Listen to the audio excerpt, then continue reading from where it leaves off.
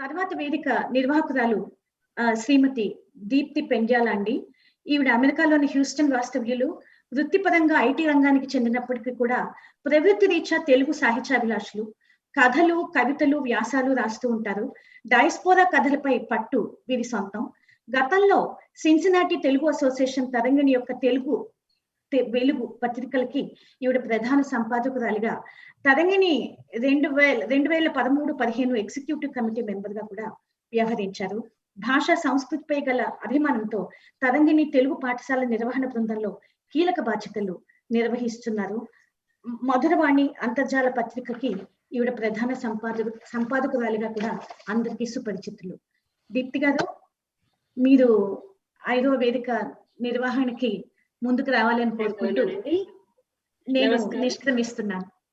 చాలా కృతజ్ఞతలండి మీరు వచ్చినందుకు. దీప్తి గారు, నమస్కారం. ధన్యవాదాలు రాధిక గారు. సభను చక్కగా నిర్వహించారు. మీ సభికుల ప్రసంగాలు చాలా చక్కగా సాగాయి.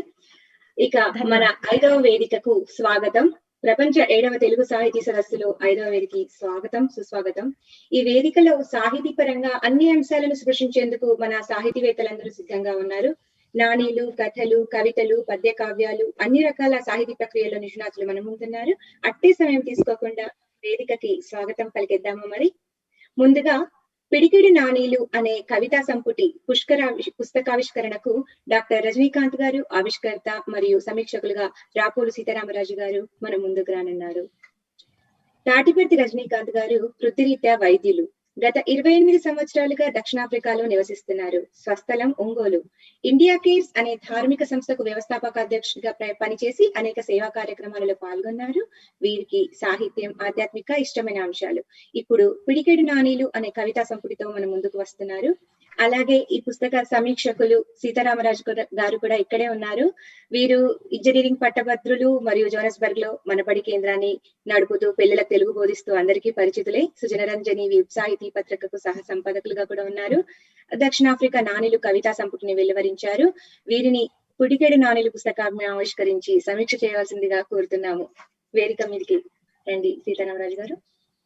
అందరికీ నమస్కారం. దురదృష్టవశాత్తు నా చేతిలో ఇప్పుడు ఆ సంపుటి లేదు. అన్యదా భావించగా క్షమించాలి రజనీకాంత్ గారు. నేను సమీక్షని కొనసాగిస్తాను. నాని అంటే చిన్న పద్యం, 4 పాదాలు ఉండాలి. పద్యం మొత్తం 20-25 అక్షరాల మధ్యనే ఉండాలి. ఎటువంటి ఛందో నియమం లేదు. వీటి సృష్టికర్త డాక్టర్ ఎన్ గోపి గారు. 100కు పైగా నాణీలు రాసి పిడికడు నాణీలు అనే పేరుతో పుస్తకంగా మన ముందుకు వచ్చారు డాక్టర్ రజనీకాంత్ గారు. ఆయన వృత్తిరీత్యా డాక్టర్. గత ఏడాది రిటైర్ అయ్యారు. ఇది వారి తొలి పుస్తకం. వారు ఆలస్యంగా పుస్తక రూపం దాల్చిన పాఠకుడి మస్తకాన్ని కదిలించేలా చేశారు. వస్తురీత్యా ఒక దీర్ఘ కవితలో చెప్పే విషయాన్ని ఒక నాణీలో పలికించవచ్చు. సాహితీ సాగరంలో నాని నాని పైకి తేలిన అమృత కలశం నాని. కవిత్వానికి ఉండాల్సిన లక్షణాన్ని, నాని నిర్మాణ వైశిష్ట్యతను ఏకకాలంలో చెప్పారు రజనీకాంత్ గారు ఈ నానిలో. ఈ ఒక్క నానితోనే చెప్పొచ్చు కవి కవిత్వాన్ని దర్శించే తీరుని. ఈ నాణీల సంపుటి నిండా జీవితానుభవం నిండిన పరిణత వాక్కులతో పరిడవెళ్లిన కవిత్వ ముద్దలు కనిపిస్తాయి. వేలాది జనం మధ్య ఒంటరితనం, వేలాది జనం మధ్య ఒంటరితనం, నీకు నువ్వు కనబడే ఘన సమయం. ఇది అలా చెప్పిన నాని ముద్దనే.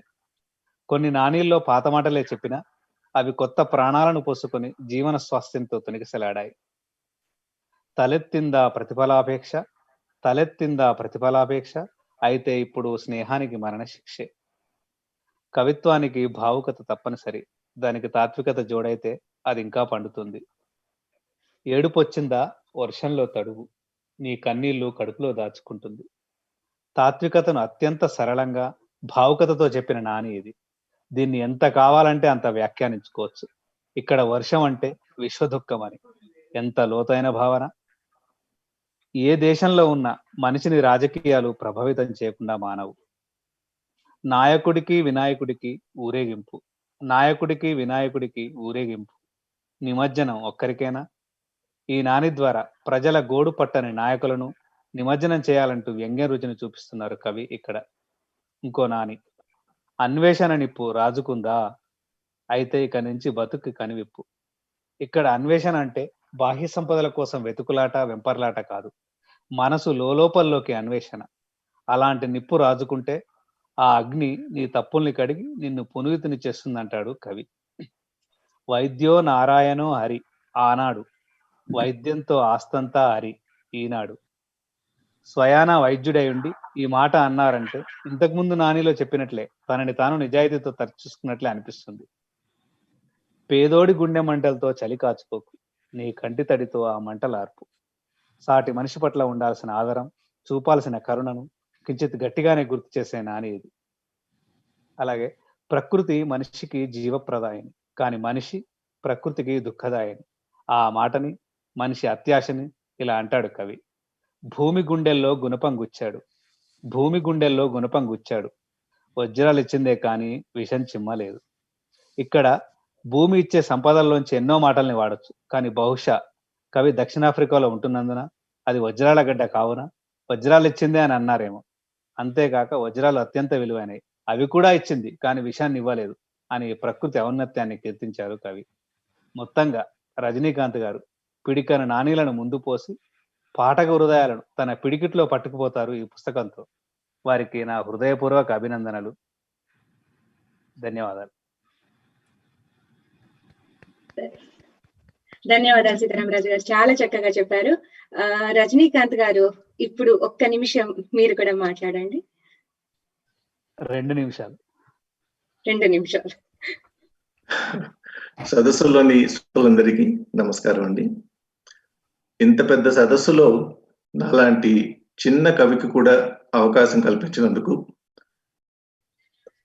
వంగూరి చిట్టెనరాజు గారికి, మిత్రుడు సీతారామరాజుకి, దీప్తి గారికి నా ధన్యవాదాలు. నా మొదటి పుస్తకానికి ఆచార్య గోపి గారి లాంటి వారు ముందు మాట రాయడం, వెన్నెల సత్యం లాంటి కవి సమీక్ష రాయడం నా అదృష్టంగా భావిస్తున్నాను. ఇక్కడ ఈ సదస్సులో పాల్గొన్న గొప్ప గొప్ప రచయితలు, కవులు, మిగిలిన మేధావులు అందరినీ చూస్తుంటే ఒక సాహితీ సాగరం ముందు నిల్చున్న అనుభూతి కలుగుతుంది. ఆ సాగరం కెరటాల్లో కొద్దిగా కాళ్ళు తడుపుకొని ఆడుకునే చిన్న పిల్లవాడి మనస్థితిలాగా ఉంది ఇప్పుడు నాకు. ఇక్కడ సమయం లేదు కాబట్టి ఒక్క విషయం చెప్పాలని నా కోరిక. ప్రస్తుతం ఈ సోల్ ఒక ఇంగ్లీష్ పుస్తకం, సోల్స్ జర్నీ అనే ఇంగ్లీష్ పుస్తకాన్ని తెలుగులోకి స్వేచ్ఛానువాదం చేస్తున్నాను. దాదాపు 3 వంతులు పూర్తయింది. ఇది నేను చదివిన పుస్తకాలన్నిటికంటే నన్ను అత్యంతంగా ప్రభావితం చేసిందని చెప్పొచ్చు. ఎందుకంటే చాలా అరుదైన, నమ్మశక్యం కాని ఇతివృత్తం ఇది. ఒక బ్రిటిష్ సైనికాధికారికి 2వ ప్రపంచ యుద్ధ సమయంలో కలిగిన నిజమైన అనుభవమే దీనిలోని వృత్తాంతం. బొందితో కైలాసం అనేది మనందరం విన్నాం, కానీ అలా బ్రతికుండగానే ఊర్ధ్వలోకాలకు వెళ్ళి వచ్చిన వారిని మనం ఎప్పుడు చూసుంటాం. ఒక సిద్ధ యోగి ఈ సైనికాధికారికి ప్రత్యక్షమై అతన్ని ఆస్ట్రల్ ట్రావెలింగ్ ద్వారా పైలోకాలకు తీసుకువెళ్ళి అక్కడ పరిస్థితులన్నీ ఆయనకు చూపించి వివరిస్తాడు. ఇది నమ్మాలో లేదో చదివిన వాళ్ళు నిర్ణయించుకోవాలి. ఇలాంటి అరుదైన పుస్తకాన్ని తెలుగులోకి అనువదిస్తే ఇంకా చాలా మంది చదివి తెలుసుకుంటారన్న భావనతో దీన్ని అనువదించడం జరిగింది. ఎవరికైనా ఆసక్తి ఉన్నవాళ్ళు ఈ వేదిక ద్వారా సంప్రదిస్తే ఇంగ్లీష్లో ఒరిజినల్ కానీ, అనువాదం కానీ PDF ద్వారా పంపడం జరుగుతుంది. సీతారామరాజు గారి ప్రేరణ, నా శ్రీమతి రేవతి ప్రోత్సాహం లేకపోతే నా ఈ మొదటి కవితా సంకలనం మీ ముందుకు వచ్చేది కాదు. ఈ అవకాశం ఇచ్చిన వాళ్ళందరికీ, నన్ను ప్రోత్సహించిన వాళ్ళందరికీ మరొకసారి నా కృతజ్ఞతలు. నమస్కారం. ధన్యవాదాలు రజనీకాంత్ గారు, చాలా చక్కగా మాట్లాడారు. నానీలు, నాకైతే ఈ సాహితీ ప్రక్రియ చాలా ఆసక్తికరంగా అనిపిస్తుందండి. నావి నీవి వెరసి మనవి ఈ నానీలు అని ఆచార్య గోపి గారు పెట్టిన పేరు, వాటి లక్షణానికి మళ్ళీ భలే సరళంగా ఉంది. డాక్టర్ రజనీకాంత్ గారు మరెన్నో సంపుటిలను తీసుకురావాలని, ఉత్కృష్టమైన వేదికలపై అవి ఆవిష్కృతం అవ్వాలని మనస్ఫూర్తిగా కోరుకుంటున్నాము. ధన్యవాదాలు మా వేదికకు విచ్చేసినందుకు. ఇక ఇప్పుడు తదుపరి కార్యక్రమంలోకి వెళ్దాం. ఎంతో ఆసక్తికరంగా మనమంతా ఎదురు చూస్తున్న కథలు, కొన్ని సంగతులు చర్చా వేదికలో పాల్గొనేందుకు తమ అద్భుతమైన రచనలతో పేరెనిన కథకులు మన ముందున్నారు. హేమా హేమిలైన వారందరికీ స్వాగతం. అయితే ఒక మాట చెప్పాలండి, కథల గురించి మొదలు పెడితే కొన్ని సంగతులతో ఎలా ముగుస్తుందండి. సంగతులు కాకుండా వీలైనంతగా అన్ని గతులు దిశలు మనకు కేటాయించిన అతి తక్కువ సమయంలోనే ముగిస్తారని ఆశిస్తున్నాము. ఇప్పుడు ఈ చర్చా వేదిక నిర్వహించడానికి మనం చంద్రకన్నగంటి గారిని ఆహ్వానిద్దాము. చంద్రకన్నగంటి గారు పరిచయం అంటేనే పారిపోతారు. ఇక టెక్సస్ లోని డల్లాస్ నగర నివాసి, కవి మరియు చక్కని కథకులు. గత 20 సంవత్సరాలుగా తన రచనా వ్యాసంగాన్ని కొనసాగిస్తున్న సాహితీకారులు. వీరు రచించిన సుమారు 70 కథలు వివిధ పత్రికల్లో ప్రచురించబడ్డాయి. వాన వెలిసిన సాయంత్రం అనే కవితా సంపుటి, మూడో ముద్రణ అనే కవితల సంపుటి వెలువరించారు. తానా మరియు ఆటా సంస్థల సభా సంచికలకు సంపాదకులుగా సేవలందించారు. నేటి సభలో కథా కొన్ని సంగతులు చర్చా వేదిక నిర్వహించాల్సిందిగా కోరుతున్నాం. శ్రీ చంద్రకన్నగంటి గారు. చంద్ర గారు స్వాగతం. నమస్కారం జిత్ గారు. ఇప్పుడు నాతో పాటు అఫ్సర్, కల్పన, గొట్టి బ్రహ్మానందం గారు, ఆర్ సీతారామయ్య గారు ఉన్నారు. వాళ్ళ ఇళ్ళలో నుంచే వాళ్ళ గురించి పెద్ద పరిచయాలు ఏం చేయడం లేదు, ఎందుకంటే కథల గురించి తెలిసిన వాళ్ళంతా, వారి మీద ఆసక్తి ఉన్న వాళ్ళంతా వాళ్ళు కథలు చదివి ఉంటారు. లేకపోతే వాళ్ళు పరిచయం చేసుకోవాలంటే వాళ్ళ కథలు చదవండి. ఇప్పుడు ఈరోజు మేము కథల గురించి మాట్లాడుకోబోతున్నాము. కథలు అంటే ఎక్కువగా వస్తువు గురించి చూస్తూ ఉంటాం, కానీ ఆ కథనం గురించి లేదా దానికి సంబంధించిన మిగతా విషయాల గురించి మనం మాట్లాడుకోవడం చాలా తక్కువ. ఈరోజు ఆ పని చేయబోతున్నాము. ఇదంతా చర్చ రూపంలో సాగుతుంది. ఎవరి అభిప్రాయాలు నిర్వహిస్తారు, మళ్ళీ ఒకరి అభిప్రాయాలను ఖండించుకోవచ్చు, అట్లా నడుస్తూ ఉంటుంది.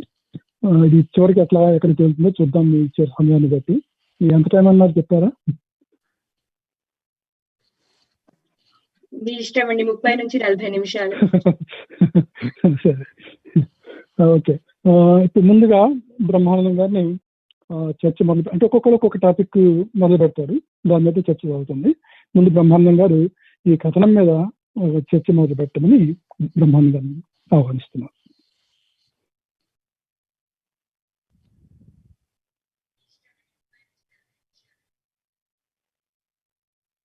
బ్రహ్మానందం గారు మీరు మీట్లో ఉన్నారని చూసుకోండి.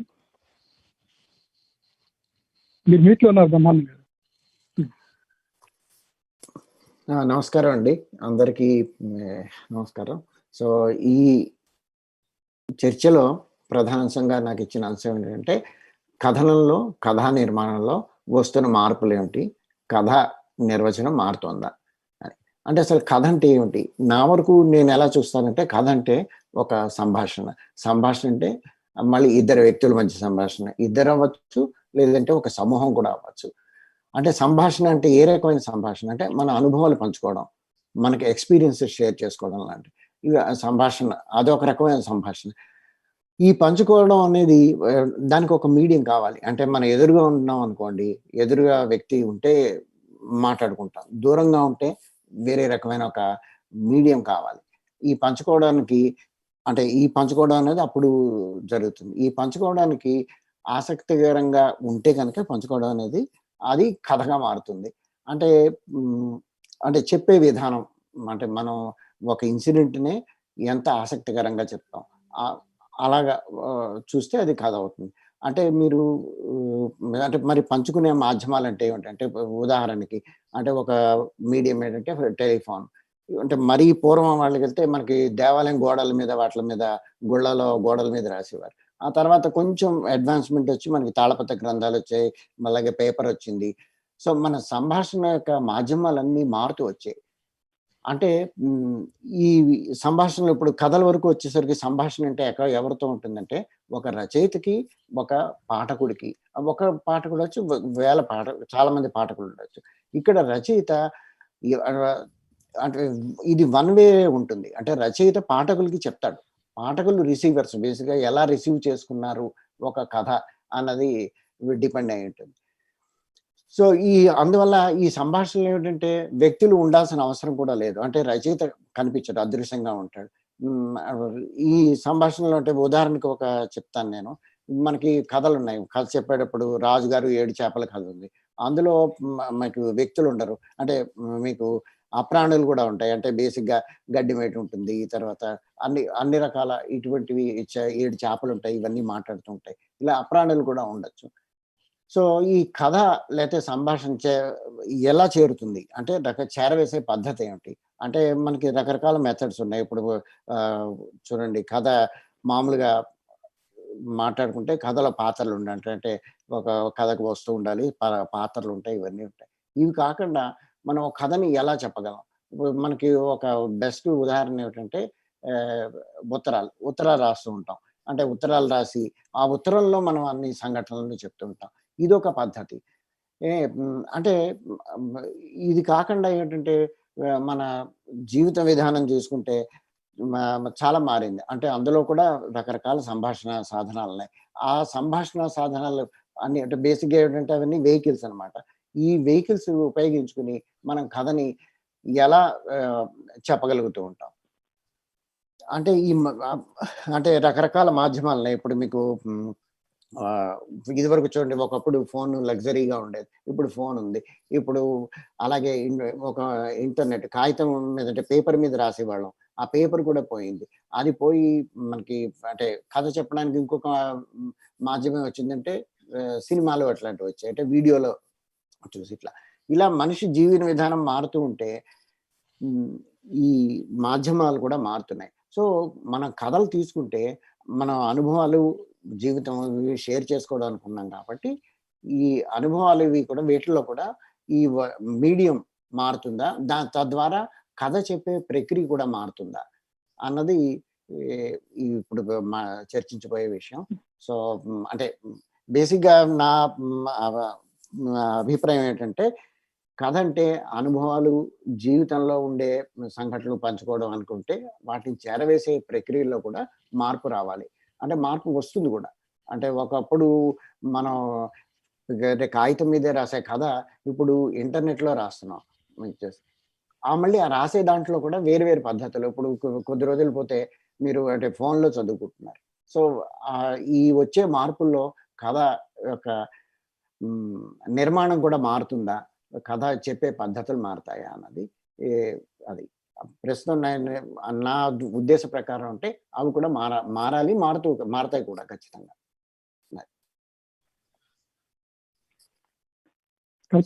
అన్మ్యూట్ చేసుకోండి. మన అఫ్సర్ గారు, సీతారాం గారు మీరు అన్మ్యూట్ చేసుకోండి, ఎందుకంటే మనం అంతా అందరినీ ఉంటాము. ఓకే చెప్పండి, మీరు చెప్పండి. ఎవరు, నేనా? చెప్పండి. నేను కూడా అంగీకరిస్తాను బ్రహ్మానందం గారు చెప్పిన దాంట్లో.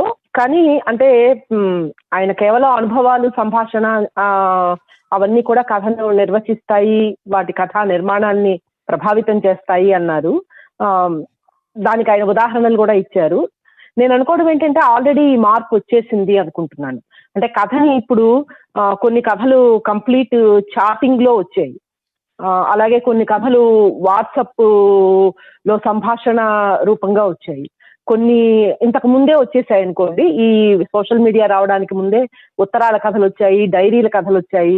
కాబట్టి మొదటి నుంచి కూడా ఒక తెలుగు కథ అలా మారుతూ వచ్చింది కాలానుగుణంగా.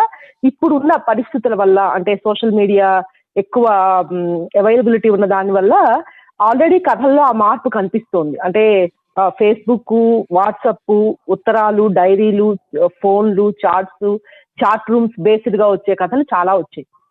కాబట్టి ఆ మార్పు ఇంకా వస్తుంది కాకుండా ఆల్రెడీ వచ్చేసింది అని నేను అనుకుంటున్నాను. అంటే మార్పు వచ్చిందండి, కానీ చాలా తక్కువగా వచ్చింది. దట్ ఈస్ వాట్ అంటే ఇంకా ఎక్కువగా రావాలి. అది వచ్చింది, రాదని అనట్లేదు. ఇప్పుడు ఉత్తరాలలో కథలు రాసేస్తున్నారు. ఎంతమంది రాశారు, ఎన్ని కథలు వచ్చాయి? మనం గట్టిగా పట్టుకుంటే తెలుగు సాహిత్యంలో అలాంటి కథలు కనీసం 100 పో చేయలేము. అంటే అవి ఎక్కువగా రావాల్సిన పని లేదు. అంటే లేదు, అంటే ఉదాహరణలు చెప్పుకోవడానికి కావాలి కదా. అంటే మనం కొత్త పద్ధతులు లేదా కొత్త టెక్నిక్స్ వాడుతున్నామా, అంటే కాలానుగుణంగా కథా నిర్మాణం మారుతూ ఉందా? అంటే ఒకప్పుడు మొదటి నుంచి ఇప్పటిదాకా కథ అట్లాగే ఉందా దాని రూపం ముఖ్యంగాను? అంటే మనం చూస్తే కనుక ఈ కథ ఇంత ముందులాగా సమగ్రంగా ఉండక్కర్లేదు. ఇప్పుడు మనకి ఆబ్స్ట్రాక్ట్ కథనాలు కూడా పాఠకులు సేకరిస్తున్నారు కదా. అంతేకాకుండా సంభాషణలు ఒక్కటే కాకుండా కథా స్వరూపం మారిపోయింది. సింగిల్ పాయింట్ కథలు వచ్చాయి. తర్వాత ఒక చిన్న అనుభవం కథ అయింది. అనుభవ శకలం లేకపోతే అనుభూతి శకలం కథ అయిపోయింది. ఇదివరకట్లాగా కథ అంటే ఒక కథానాయకుడు ఉండాలి, దానికి 3 part స్ట్రక్చర్ అని ఏదైతే మాట్లాడతారో అవన్నీ కథల్లో ఇప్పుడు ఉండట్లేదు, ఉండక్కర్లేదు కూడా. ఆ మార్పు చాలా స్పష్టంగా కనిపిస్తుంది. కాబట్టి రైటర్ కూడా కొంచెం ప్రయోగాత్మకంగా రాయడానికి సిద్ధపడాలి, రీడర్ కూడా దాన్ని చదవడానికి సిద్ధపడాలి. సో ఇది 2 వైపుల నుంచి జరగాల్సిన మార్పు అనుకుంటున్నాను. కథా నిర్మాణం బాగా మారిందని నేను అనుకుంటున్నానండి. ఎందుకంటే ఇంతకు ముందు కథకి ఒక ప్రారంభం, ఒక బాడీ, ఒక ముగింపు ఉండాలని అనుకునేవాళ్ళం. ఇప్పుడు అలా అనుకోవటం లేదు. అంటే ఒక అనుభవం, ఇందాక బ్రహ్మానందం గారు చెప్పినట్టు అనుభవం అనేది ఎట్లా వ్యక్తం అవుతుంది, ఎట్లా వ్యక్తం చేయాలి అన్న విషయంలో ఇప్పుడు మరింత స్పష్టత వచ్చింది. అంటే కేవలం కథని అంటే చెప్పడం మాత్రమే కాకుండా కథనం అనే మాట ఇప్పుడు మనం వాడుతున్నాం ఎక్కువగా. కథనం అనేది ఇంగ్లీష్ లో మనం నెరేటివ్ అనే కాన్సెప్ట్ తో మాట్లాడుతున్నాం. దాన్ని ఈ నెరేటివ్ అనేది చాలా విస్తృతమైన నిర్మాణ పరిధి ఉన్న భావన. ఉదాహరణకి ఇప్పుడు చాలా మంది వాళ్ళ ప్రాంతం నుంచి, తెలంగాణ నుంచి కానివ్వండి, రాయలసీమ నుంచి కానివ్వండి, కోస్తా నుంచి కానివ్వండి, వాళ్ళ ఊరి కథలు రాస్తున్నారు. అలాగే మన అమెరికాలో ఉన్న రచయితలు చిట్టన్ రాజు గారు, మంత్రపాటి సత్యం గారు, ఇలాంటి వాళ్ళు అమెరికాకి సంబంధించిన అనుభవాల్ని, జ్ఞాపకాల్ని కలిపి రాస్తున్నారు. నా దృష్టిలో అవి కూడా కథలే. అంటే కథనం అనేది ఇప్పుడు మనం ఎక్కువగా విస్తృతంగా వాడాల్సిన భావన అని నాకు అనిపిస్తోంది. ఆ రకంగా నిర్మాణ పరిధి బాగా విస్తరించింది. కథలో అనుభవ పరిధి కూడా పెరిగింది. అనుభవం పెరిగే కొద్దీ కథకి లోతు పెరుగుతుంది. ఆ లోతు లేకపోతే ఇవాళ ప్రవాసాంధ్ర కథ లేదు మనకి. మా ఊరి ముచ్చట్లు అని మొదలైంది మనకు అమెరికా తెలుగు కథ. కానీ ఇవాళ చాలా దూరం వచ్చాం మనం. అంటే ముచ్చట్లు మాత్రమే కాకుండా వాటి వెనక ఉండే ఫిలసాఫికల్ డెప్త్ ని కూడా ఇవాళ మనం పట్టుకుంటున్నాం కథలో. ఆ ప్రయాణం మొత్తం కూడా కథా నిర్మాణం, కథ అనే నిర్వచనంలో వచ్చిన మార్పు వల్ల సాధ్యపడిందని నేను అనుకుంటున్నా. చిత్రారామయ్య గారు మీరు.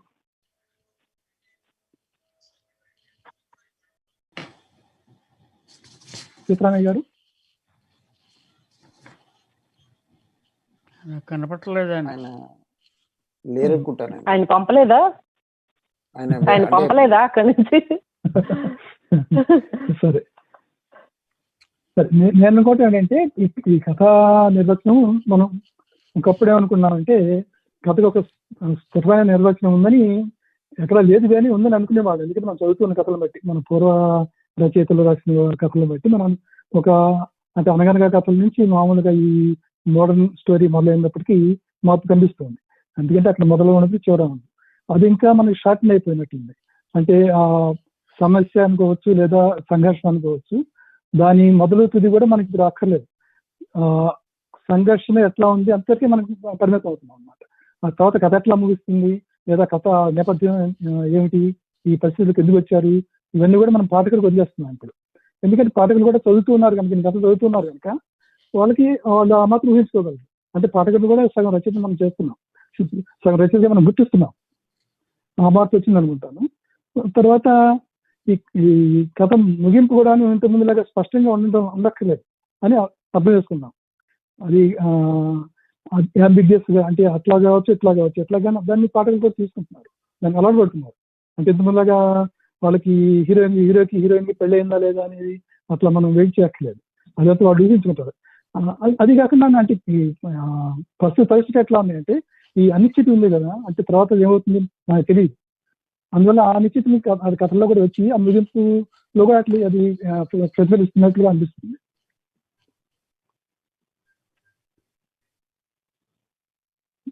ఇంకేమైనా అంటారా మీరు? సరే, తర్వాత టాపిక్ అనుకుంటే ఏంటంటే ఈ కథల్లో వస్తున్న భాష, అన్నిట్లో వచ్చే మార్పుల మీద కల్పన గారు మీరు మొదలు పెట్టండి.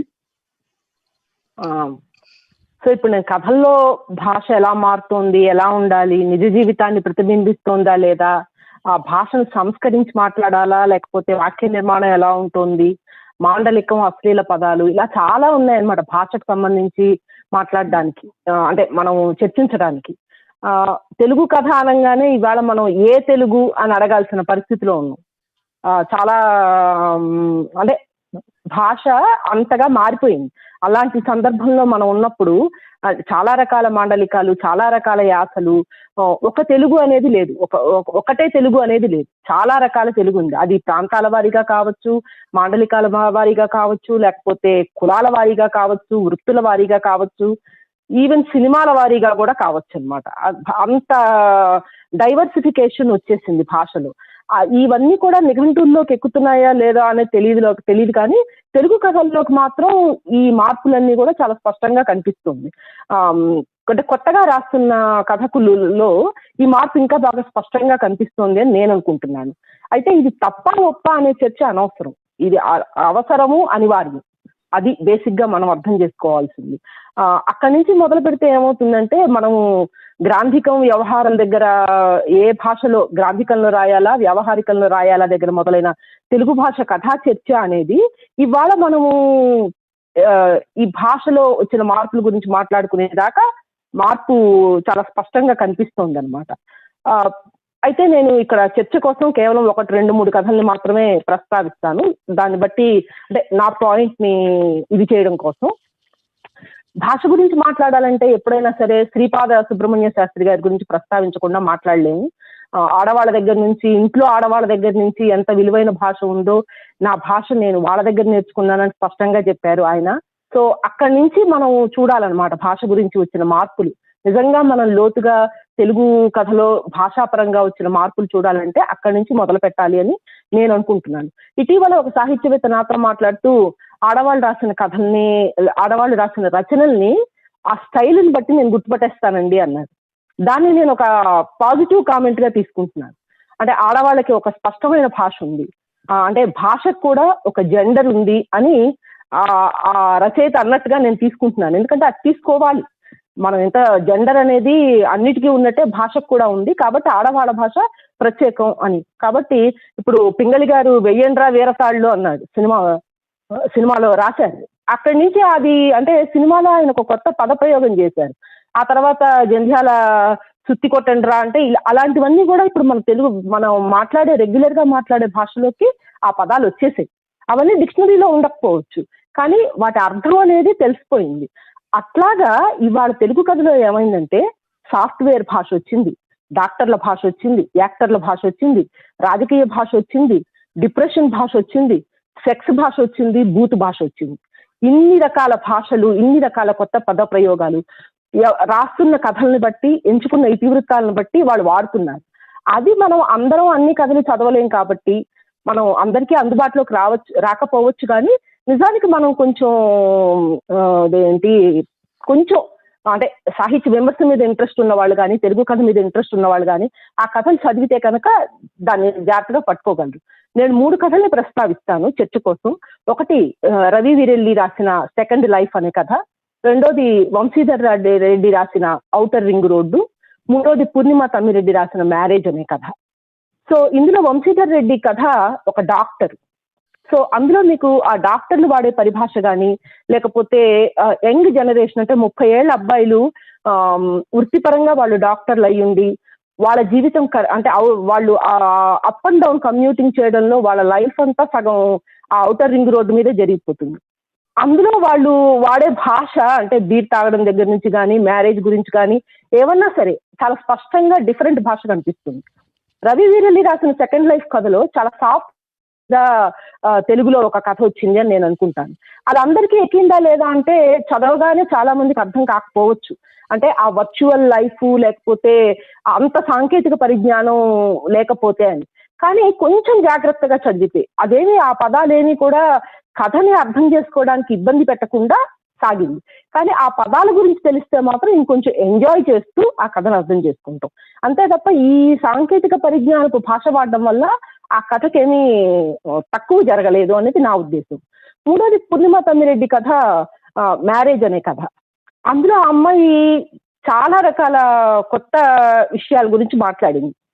అయితే నాకు ఆశ్చర్యకరమైన విషయం ఏంటంటే ఈ 2 కథల్ని తీసుకున్న వాళ్ళకన్నా ఆ కథ 2017లో వచ్చింది అనుకుంటాను. ఆ అమ్మాయి రాసిన కథలో పోర్నో చూడడం గురించి, ఇన్కాగ్నిటో మోడ్ లో పోర్నో చూడడము, లేకపోతే అమ్మాయి డాక్టర్ దగ్గరికి వెళ్తే డాక్టరు అడిగిన సంభాషణ, నేను తర్వాత చర్చలో మళ్ళీ మాట్లాడతాను, అవన్నీ కూడా ఆ లిబిడో గురించి, లేకపోతే మాస్టర్బేషన్ గురించి, వీటి గురించి ఆ అమ్మాయి మాట్లాడినప్పుడు పాఠకుల రెస్పాన్స్ డిఫరెంట్ గా ఉందన్నమాట. అంటే కథ ఎందుకు మీరు హుందాగా చెప్పరు, ఇవన్నీ చెప్పకుండా కూడా మీరు మాట్లాడొచ్చు కదా, అది కేవలం ఆడవాళ్ళని మాత్రమే ఇలాంటి ప్రశ్నలు అడుగుతారు అని మరోసారి నిరూపణ అయింది. సో ఈ రకమైన మార్పులు కథల్లో వస్తున్నాయని నేను అనుకుంటున్నాను. నా 2 నిమిషాలు దాటిపోయినట్టున్నాను, చర్చ కొనసాగిద్దాం. ఓకే, అఫ్సర్ గారు మీరు చెప్పండి. ఆశకి సంబంధించి నేను అంటే స్పష్టంగా ఒక మాట ఏంటంటే, ఆశ మారుతుంది సాహిత్యంలో, అది కథ కానివ్వండి, నవల కానివ్వండి, కవిత్వం కానివ్వండి, నాటకం కానివ్వండి. ఆశ మారుతుంది అంటే సమాజం మారుతోందని అర్థం. సమాజాన్ని నడిపించే శక్తులు మారుతున్నాయి అని కూడా అర్థం. ఇవాళ సాఫ్ట్వేర్ భాష, లేకపోతే మెడికల్ టెర్మినాలజీ, లేకపోతే ఇవాళ అమెరికన్ కథా రచయితలు అప్పుడప్పుడు ఇంగ్లీషు వాడడం కథల్లో, ఇవన్నీ జరుగుతున్నాయంటే వాళ్ళ ప్రమేయం కథా సాహిత్యంలో పెరుగుతోంది. ఇది చాలా అవసరమైన మార్పు. తర్వాత మాండలికం, ఒకప్పుడు చర్చ కేవలం మాండలికం వరకే పరిమితమైంది. కానీ నాకేమనిపిస్తుందంటే, ఇప్పుడు అంటే నేను మళ్ళీ గురజాడ అప్పారావు దాకా వెళ్ళాల్సి వస్తున్నందుకు ఏమి అనుకోవద్దు. కానీ ఆయన భాషకి సంబంధించి చాలా నమూనాలు అక్కడ మనకి చూపించారు. ఆయన మొత్తం కథల్లో కనిపిస్తుంది. కన్యాశుల్కం చూసినా కూడా ఎన్ని రకాల భాష ఆయన వాడాడో చూడండి కన్యాశుల్కంలో. అంటే ఆయన ఒక మోడల్ని, ఒక ఆధునిక మోడల్ని మన ముందు పెట్టాడు. ఇప్పుడు కథా రచయితలు అంటే ఇప్పుడు రాయలసీమ నుంచి వస్తున్న చాలా మంది కథా రచయితలు, తర్వాత స్త్రీవాదం వచ్చిన తర్వాత ఓల్గా, కొండేపూడి నిర్మల, కల్పన లాంటి వాళ్ళు తీసుకొచ్చిన భాషలో మార్పులు ఏవైతే ఉన్నాయో అవి సమాజంలో వస్తున్న మార్పులే. అట్లాగే ఇప్పుడు మారుమూల గ్రామం నుంచి, ఉత్తరాంధ్రలో మారుమూల గ్రామం నుంచి, అది విజయనగరం కానివ్వండి, విశాఖపట్నం కానివ్వండి, ఆ ప్రాంతాల నుంచి వచ్చే కథకులు వాళ్ళ భాషని వాడడం ద్వారా వాళ్ళకి సంబంధించిన జీవన అనుభవాన్ని కథల్లోకి తీసుకొస్తున్నారు. అది కేవలం అనుభవాన్ని తీసుకురావడమే కాదు, వాళ్ళ సమాజం ఎట్లా మారుతుందో కూడా వాళ్ళు చెప్తున్నారు. కాబట్టి నాకు అర్థమైనంత మటుకు, నా అనుభవంలో నాకు తెలిసినంత మటుకు, భాష అనేది ఒక సైన్, అది సంకేతం, మార్పుకి సంకేతం. రచయిత వాడే ప్రతి వాక్యం, అది అంటే రకరకాలుగా నిర్వచించవచ్చు ఆ వాక్యాన్ని మనం. ఇంతకు ముందు కర్త, కర్మ, క్రియ ఇదే ఒకటే ఫార్మాట్ లో మనం రాసేవాళ్ళం. కానీ కొత్త కథలోకి పెడితే, ఇందాక కల్పన ప్రస్తావించిన వంశీధర్ రెడ్డి కథ కానీ, మన రవి వీరెల్లి కథ కానీ, వీటితో పాటు ఇక్కడ అమెరికన్ రచయితలు బ్రహ్మానందం గారు, చంద్ర గారు, చిట్టెన్ రాజు గారు, ఇలాంటి రచయితలు, మధు పేమరాజు లాంటి రచయితలు, వీళ్ళు తీసుకొస్తున్న వాక్యాలు ఏవైతే ఉన్నాయో అవి వాళ్ళ జీవితంలోంచి, వాళ్ళ అనుభవంలోంచి వస్తున్నాయి. కాబట్టి అనుభవం ప్రాతిపదిక భాషలో మార్పుకి. మళ్ళీ బ్రహ్మానందం గారు చెప్పిన విషయానికే నేను పెడుతున్నాను అన్నమాట నిజానికి.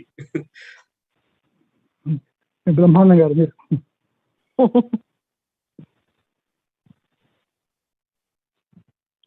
బ్రహ్మానందం గారు మీరు మీట్లో ఉన్నారని చూసుకోండి.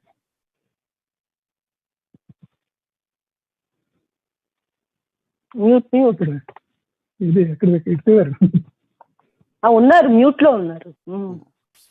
చెప్పండి. అంటే కథ అంటే వస్తువు మారింది, లేకపోతే భాష మారింది, తద్వారా పాఠకుల యొక్క అవగాహన కూడా మారుతోంది. అంటే ఈ మూడిటికి బ్యాలెన్స్ ఉంది. కాకపోతే ఏమవుతుందంటే, నేను అడ్వాన్స్డ్గా రాస్తున్నాను. ఒక చిన్న ఉదాహరణ చెప్తాను. అంటే అశ్లీల పదాలని అవసరం లేకపోయినా కూడా కావాలని రచయితలు కావాలని చొప్పించి కథల్లో కానీ లేకపోతే ఎక్కడైనా సరే, అటువంటి సందర్భాల్లో ఏమనిపిస్తుందంటే అవసరం లేకుండా కూడా ఇచ్చేస్తున్నారు అనే ఒక కంప్లైంట్ అయితే నాకు ఉంది. అంటే కథకి సంబంధించి ఆ సంఘటన వాటికి సంబంధించి అయితే అంతవరకు నాకు అభ్యంతరం లేదు. కానీ కేవలం నేను ఇది రాయాలదలుచుకున్నాను అని ఒక రచయిత రాస్తుంటే అది ఏమవుతుందంటే కథని తప్పుదారి పట్టించినట్టు, పాఠకులను తప్పుదారి పట్టించినట్టు అవుతుంది. సో అది నాకున్న ప్రధానమైన కంప్లైంట్. అంటే అది ఆశ్చర్యమైన ఏదైనా కానీ అది కృతకంగా ఉన్నంత వరకు పర్లేదు, అది సహజంగా ఉన్నప్పుడు అది ఉంచాలి, దాన్ని సమర్థించాలి కూడా. ఎందుకంటే దాన్ని మనమే అంటే ఉన్నదాన్ని ఉన్నట్లు చెప్పడమే ముఖ్యం అనుకుంటే కనుక అది ఆశ్చర్యమైన కానీ ఆ భాషలో ఇంగ్లీష్ మాటలు జరిగినా కానీ ఇప్పుడు మన స్టూడెంట్లు మాట్లాడినప్పుడు కథలో ఉన్నప్పుడు వాళ్ళ భాష రాయాలి, అది కాక మన భాషలో చెప్పకూడదు కదా, రచయిత భాషలో చెప్పకూడదు. అట్లాగే పల్లెటూరు వాళ్ళు మాట్లాడినప్పుడు వాళ్ళ మాటలు మన నామిని చెప్పినట్లు అట్లా చెప్తారు. నిజానికి నామని చెప్పిన దాకా ఆ మాటలు మా పల్లెటూరు మాటలు కథలకు అక్కడ కనపడలేదు నాకు. అవును, అంటే సహజంగా ఉండాలి, అంటే సర్మాషలనే కానీ రెలవెంట్ గా ఉండాలి, పాత్రకి అప్రాప్రియేట్ గా ఉండాలి. అది సరే, మనకి టైం కూడా కొద్దిగా ఉంది కనుక మనం తర్వాత వెళ్ళిపోతాము. అప్పుడు అఫ్సర్ గారు ఆయన ఎడిట్గా పనిచేశారు, ఎడిటర్ తోటి ఎక్కడ అక్కడ పనిచేశారు కనుక ఈ ఎడిటింగ్ అవసరాల గురించి, దానిలో రావాల్సిన మార్పుల గురించి మాట్లాడతారు, చర్చలు అందిస్తారు.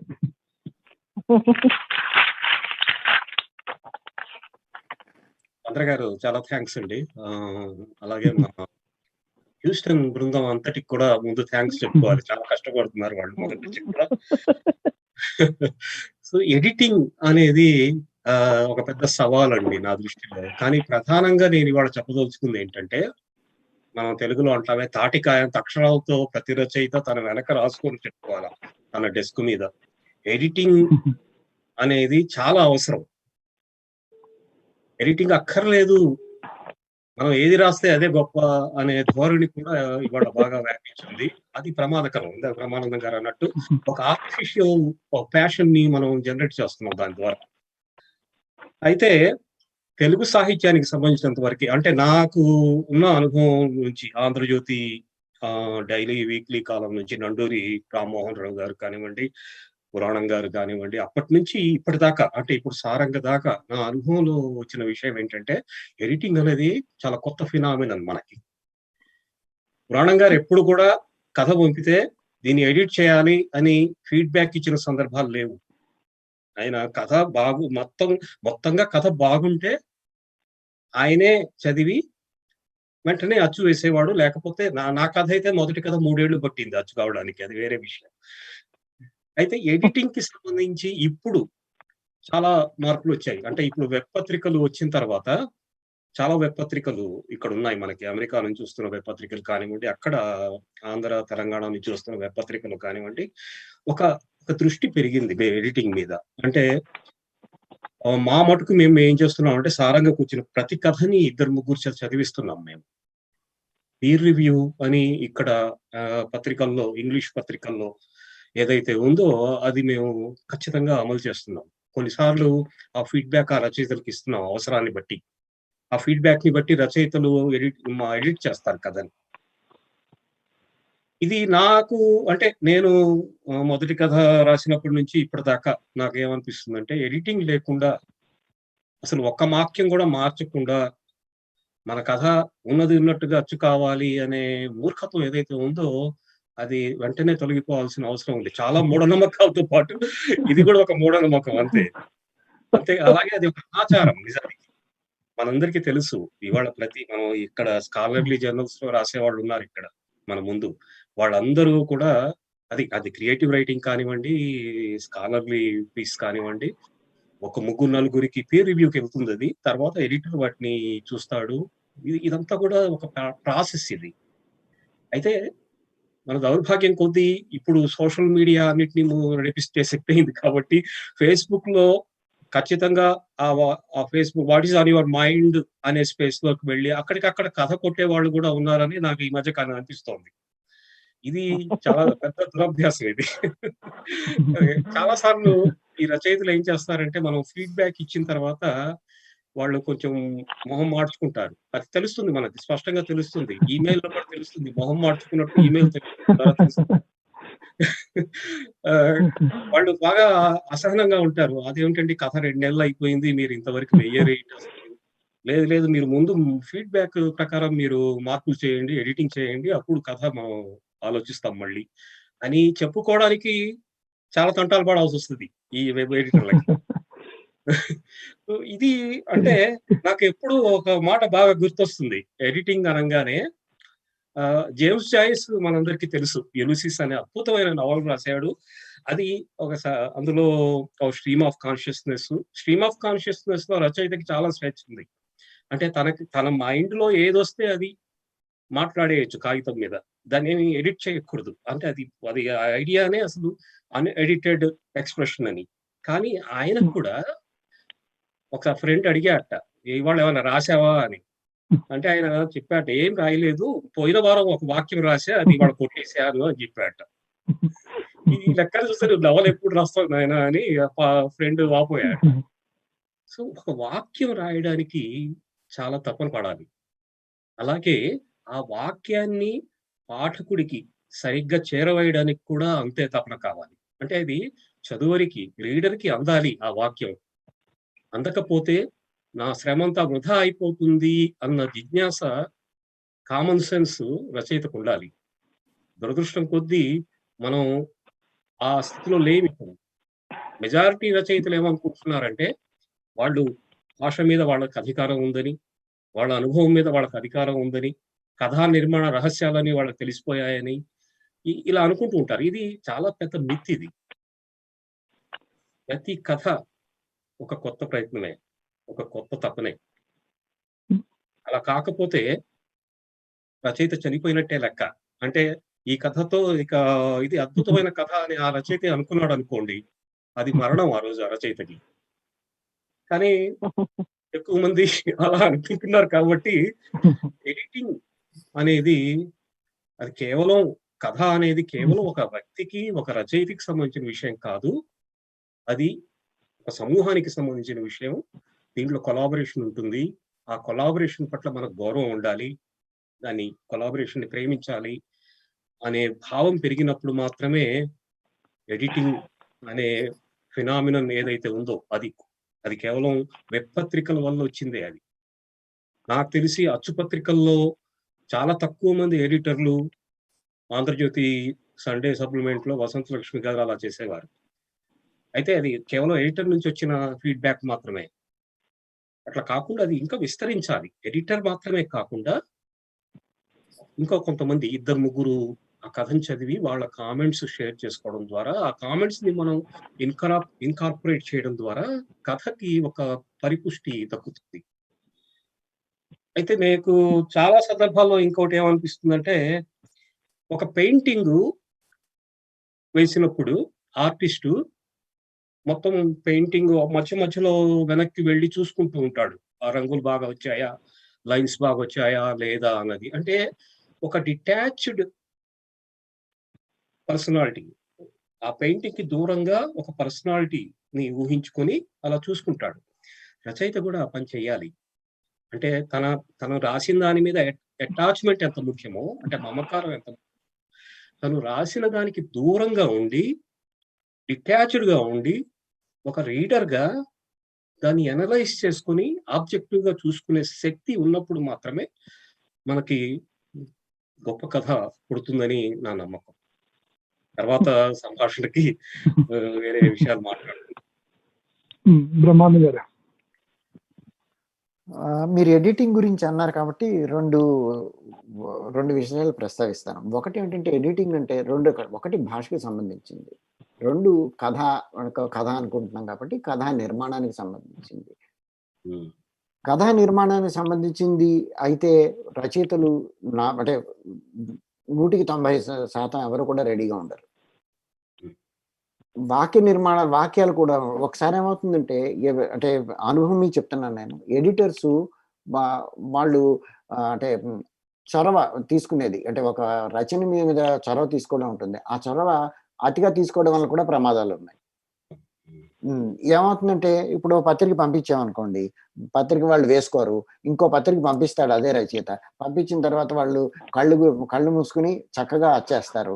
అది సక్సెస్ అయింది అనుకోండి. ఇప్పుడు వెంటనే ఈ రచయిత వెళ్ళి ఆ ఎడిటర్ని వెళ్ళిపోయి అడుగుతాడు, అదే నేను రాశానే ఇక్కడ వేస్తే మీరు రిజెక్ట్ చేశారు, నాకు చూడండి అక్కడ ఆ పత్రికలో అమోఘంగా రెస్పాన్స్ వచ్చింది.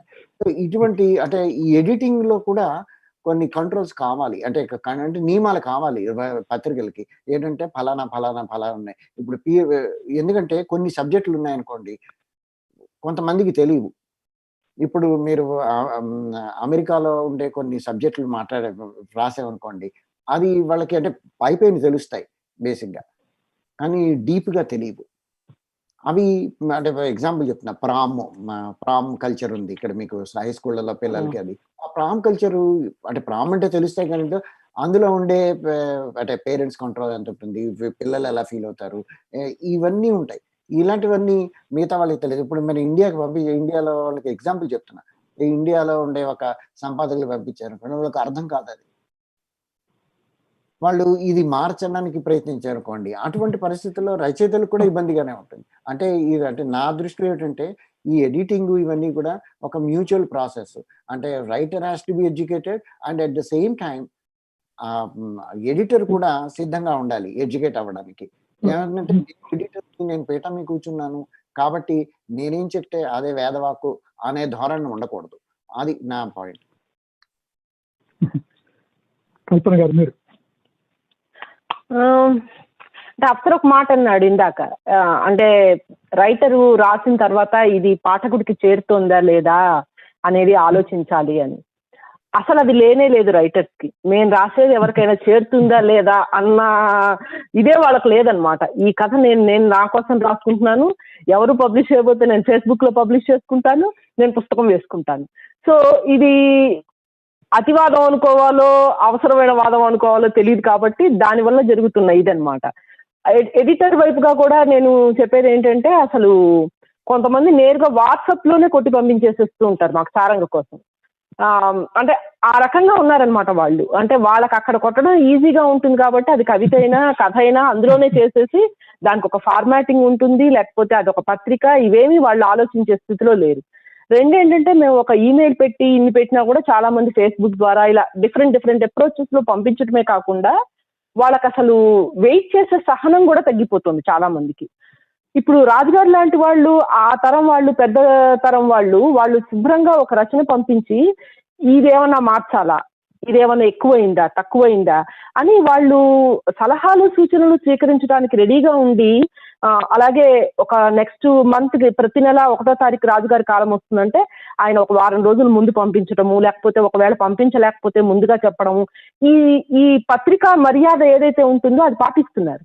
ఈ కొత్తగా వచ్చేవాళ్ళు వీళ్ళందరూ ఏంటంటే ఫేస్బుక్ మాకుంది, మేము ఏ పత్రిక మాకు అక్కర్లేదు అన్న ఒక ధీమాతో ఏంటంటే వాళ్ళు అసలు వారం రోజులు కూడా వెయిట్ చేయట్లా. అంటే పత్రికలు అనేది వాళ్ళ కోసమే ఉన్నాయి, వాళ్ళు రాయగానే వేసేస్తారు అన్న ఇదితో ఉండి, మనం కొంచెం లేట్ అవుతుందన్నా లేకపోతే ఇలాంటి నియమాలు పెట్టినా కూడా వాళ్ళు అందులో పబ్లిష్ చేసుకోవడం వల్ల కూడా వాళ్ళు చాలా, ఇప్పుడు ఇందాక బ్రహ్మానందం గారు చెప్పినటువంటి నియమాలకు వేటికి కూడా వాళ్ళు సిద్ధంగా లేరు. ఇది మాకు కత్తి మీద సాములాగా ఉంటుందన్నమాట. ఒక పక్కన పత్రిక నిర్వహించాలి, కొత్త వాళ్ళని ఎంకరేజ్ చేయాలి, అన్నిటితో పాటు మేము సమయం కూడా చూసుకుంటూ, అందుకనే మేము మొదట వారపత్రికగా నిర్వహించాం అనమాట. అంటే అంత ఎక్కువగా రచనలు వచ్చేస్తున్నాయి అనమాట. ఇలాగే మా ఇబ్బందులు ఆల్రెడీ అప్సెట్ చెప్పాడు కాబట్టి ఇక నేను ప్రత్యేకంగా వేరే చెప్పక్కర్లేదు. ఎడిటింగ్ కి సంబంధించి అదొకటైతే, రెండోది ఏంటంటే బ్రహ్మానందం గారు చెప్పిన నేను ఇంకొంచెం ఎక్స్పాండ్ చేయదలుచుకున్నాను. అంటే అప్సర్ చెప్పినట్టు ఎడిటింగ్ అనేది రైటర్ చేయడం చాలా అన్ని రకాలుగా కూడా ఉండేది, కానీ స్పేస్ లిమిటేషన్ అనేది ప్రింట్ పత్రికల్లో రావడం వల్ల, అంటే కథని ఒకప్పుడు 8 పేజీలు ఉండేది 10 పేజీలు తగ్గిపోయి చివరికి ఇప్పుడు 3 పేజీల్లో వచ్చింది. సో 3 పేజీల్లో కథ రాయడానికి రచయిత చాలా కష్టపడాలి.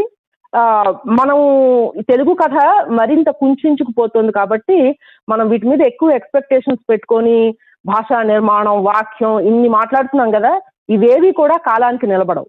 ఎప్పుడు మీకు పత్రికల్లో ఎప్పుడైతే స్పేస్ అనేది ఉండదో, కథగా కాకుండా కథ చిన్న కథ అయిపోయి, చిన్న కథ సింగిల్ కథ అయిపోయి, సింగిల్ కథ 1 పేజీ కథ అయ్యి, 1 పేజీ కథ 2 కాలాల కథ కూడా అయిపోయిన తర్వాత ఇక తెలుగు కథను ఎవరు మార్చలేరు. మనం ఇలాంటి రకమైన చర్చలు కూడా చేసే అనవసరం అని అనుకుంటున్నాను. అంత ఇదిలోకి వెళ్ళిపోతుంది.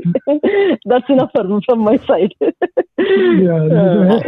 క్షమించాలండి ఒక్కసారి దీప్తి గారు ప్లీజ్ అండి, మనకు 45 minutes దాటిపోయింది, తొందరగా ముగించండి. ఓకే, ముగించిపోతున్నామండి.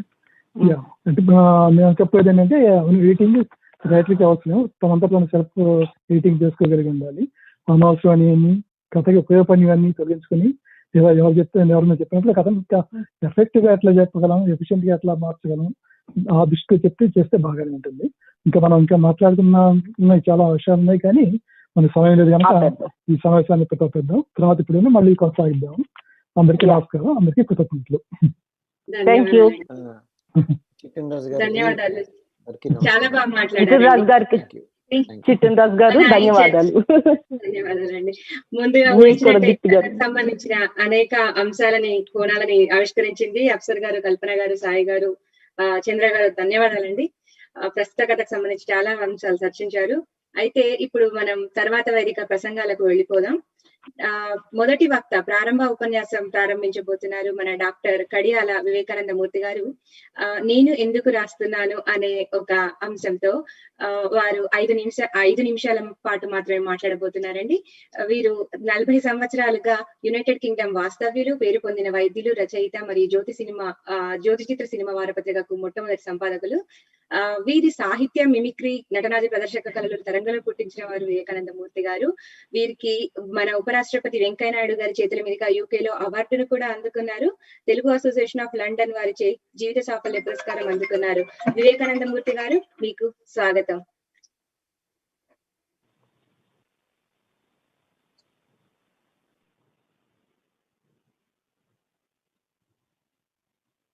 వినపడట్లేదండి? వివేకానంద మూర్తి గారు అన్మ్యూట్ చేసుకోవాలి. అన్మ్యూట్ చేస్తాను. వినిపిస్తుందండి?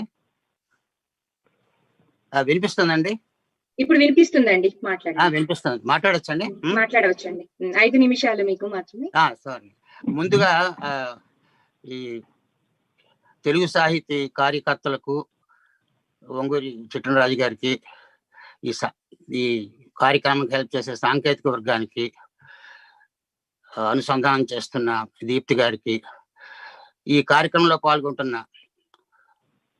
పలువురు ప్రముఖులకు, ఇది వింటూ వీక్షిస్తున్న ఇతర ముఖ్యులకు నా హృదయపూర్వక నమస్కారాలు, నా వినయపూర్వకమైన నమస్కారాలు. ఎందుకు రాస్తున్నాను, నేను ఎందుకు రాస్తున్నాను, ఈ టాపిక్ ఎందుకు అనుకున్నా అంటే, ఇది ఈనాటి ప్రశ్న కాదు. ఇది దాదాపు 55 ఏళ్ల క్రితం ప్రశ్న. విశాఖపట్నంలో విశాఖ రచయితల సంఘం ఉండేది. అప్పుడు నేను చాలా చిన్నవాడిని. మొత్తం రైటర్స్ అందరిలోకి నాకు అప్పుడు 18 ఏళ్ళు 19 ఏళ్ళు. అప్పుడు రాచకొండ అందరూ పెద్ద పెద్ద మహామూలందరూ ఉన్నారు. కాళీపట్నం రామారావు గారు, రాచకొండ విశ్వనాథ శాస్త్రి గారు, బలివాడ కాంతారావు గారు, బొమ్మడిపాటి రామగోపాలం గారు, జగన్నాథరావు గారు, గొల్లపూడి మారుతిరావు గారు, పురాణ సుబ్రహ్మణ్య శర్మ గారు, ఇలా చాలా కొంతమంది పేర్లు మర్చిపోయి ఉండొచ్చు. నేను ప్రముఖులు ఉన్నారు. నేను యంగెస్ట్. అప్పుడు ఎవ్రీ మంత్ మేము ఒక చోటకి వెళ్ళేవాళ్ళం. ఒకసారి సింహాచలం, లేకపోతే ఒకసారి భీమిలి. ఎవ్రీ మంత్ పిక్నిక్ లో వెళ్ళి అక్కడ ఒక టాపిక్ ఏదో డిస్కస్ చేయడం, మాట్లాడడం చేసేవాళ్ళం. ఓసారి రాచకొండ విశ్వనాథ శాస్త్రి గారు అందరికీ ఒక టాపిక్ ఇచ్చారు. నేను ఎందుకు రాస్తున్నాను అన్న టాపిక్ తీసుకుని అందరూ ఒకటి ప్రజెంట్ చేయండి. సో ఇది నా సొంతమైన ఆలోచన కాదు. ఇది 55 ఏళ్ల క్రితం శ్రీ రాచకొండ విశ్వనాథ శాస్త్రి గారు విశాఖ రచయితలకు సూచించిన టాపిక్ ఇది. అప్పుడు అందరం ఎవరికి తోచింది వాళ్ళు రాసి తీసుకెళ్ళి చదివాం. ఆ మీటింగ్ అనకాపల్లి లైబ్రరీలో జరిగింది. సో నాకు అది ఎందుకు గుర్తొచ్చింది ఈ సాహితీ మీట్ సందర్భంగా. అయితే 55 ఏళ్ల క్రితం నేను రాసింది నాకు చూసుకోవాలనిపించింది. ఎలాగా? సో వైజాగ్లో ప్రఖ్యాత రచయిత విపినమూర్తి గారు ఉన్నారు. ఆయన కాంటాక్ట్ దొరికింది. ఆయన రిక్వెస్ట్ జస్ట్ బై ఛాన్స్ దొరుకుతుందేమో. As a pleasant surprise, sorry నా ఇంగ్లీష్ మాటలు మన్నించాలి, ఇక్కడ చాలా రోజులు బతికి మధ్య మధ్యలో కొన్ని ఇంగ్లీష్ మాటలు పడుతున్నాయి, క్షమించాలి. ఆయన నాకు సర్ప్రైజ్ కింద దొరికిందండి, పంపిస్తున్నాను, పంపించారు. సో అది మీ ముందు చదవాలని నాకు అనిపించి ఈ నేనెందుకు రాస్తున్నాను అనే టాపిక్ ఎంచుకున్నాను. అయితే ఈ ప్రశ్నలో 2 ప్రశ్నలు ఉన్నాయి.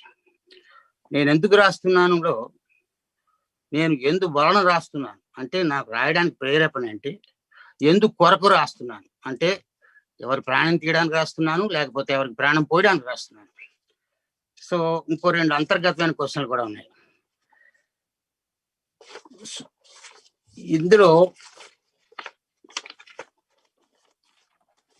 నేను రాసిన అప్పుడు ఆ వయసులో నేను రాసిన వ్యాసం పెద్దది, నాకు ఉన్న టైం తక్కువే కాబట్టి ఒక ఐడియా ఇవ్వడం కోసం కొంచెం చదువుతాను. నేను రాసిన వ్యాసం తాలూకు బిగినింగ్, చిన్నప్పుడు నాకు నలుగురిలో మాట్లాడడం సరిగ్గా చేతనయ్యేది కాదు. మాటలంటే మామూలు మాటలు కాదు, విషయాలు అంటారు, అవి మాట్లాడంటే భయం కూడా వేసేది.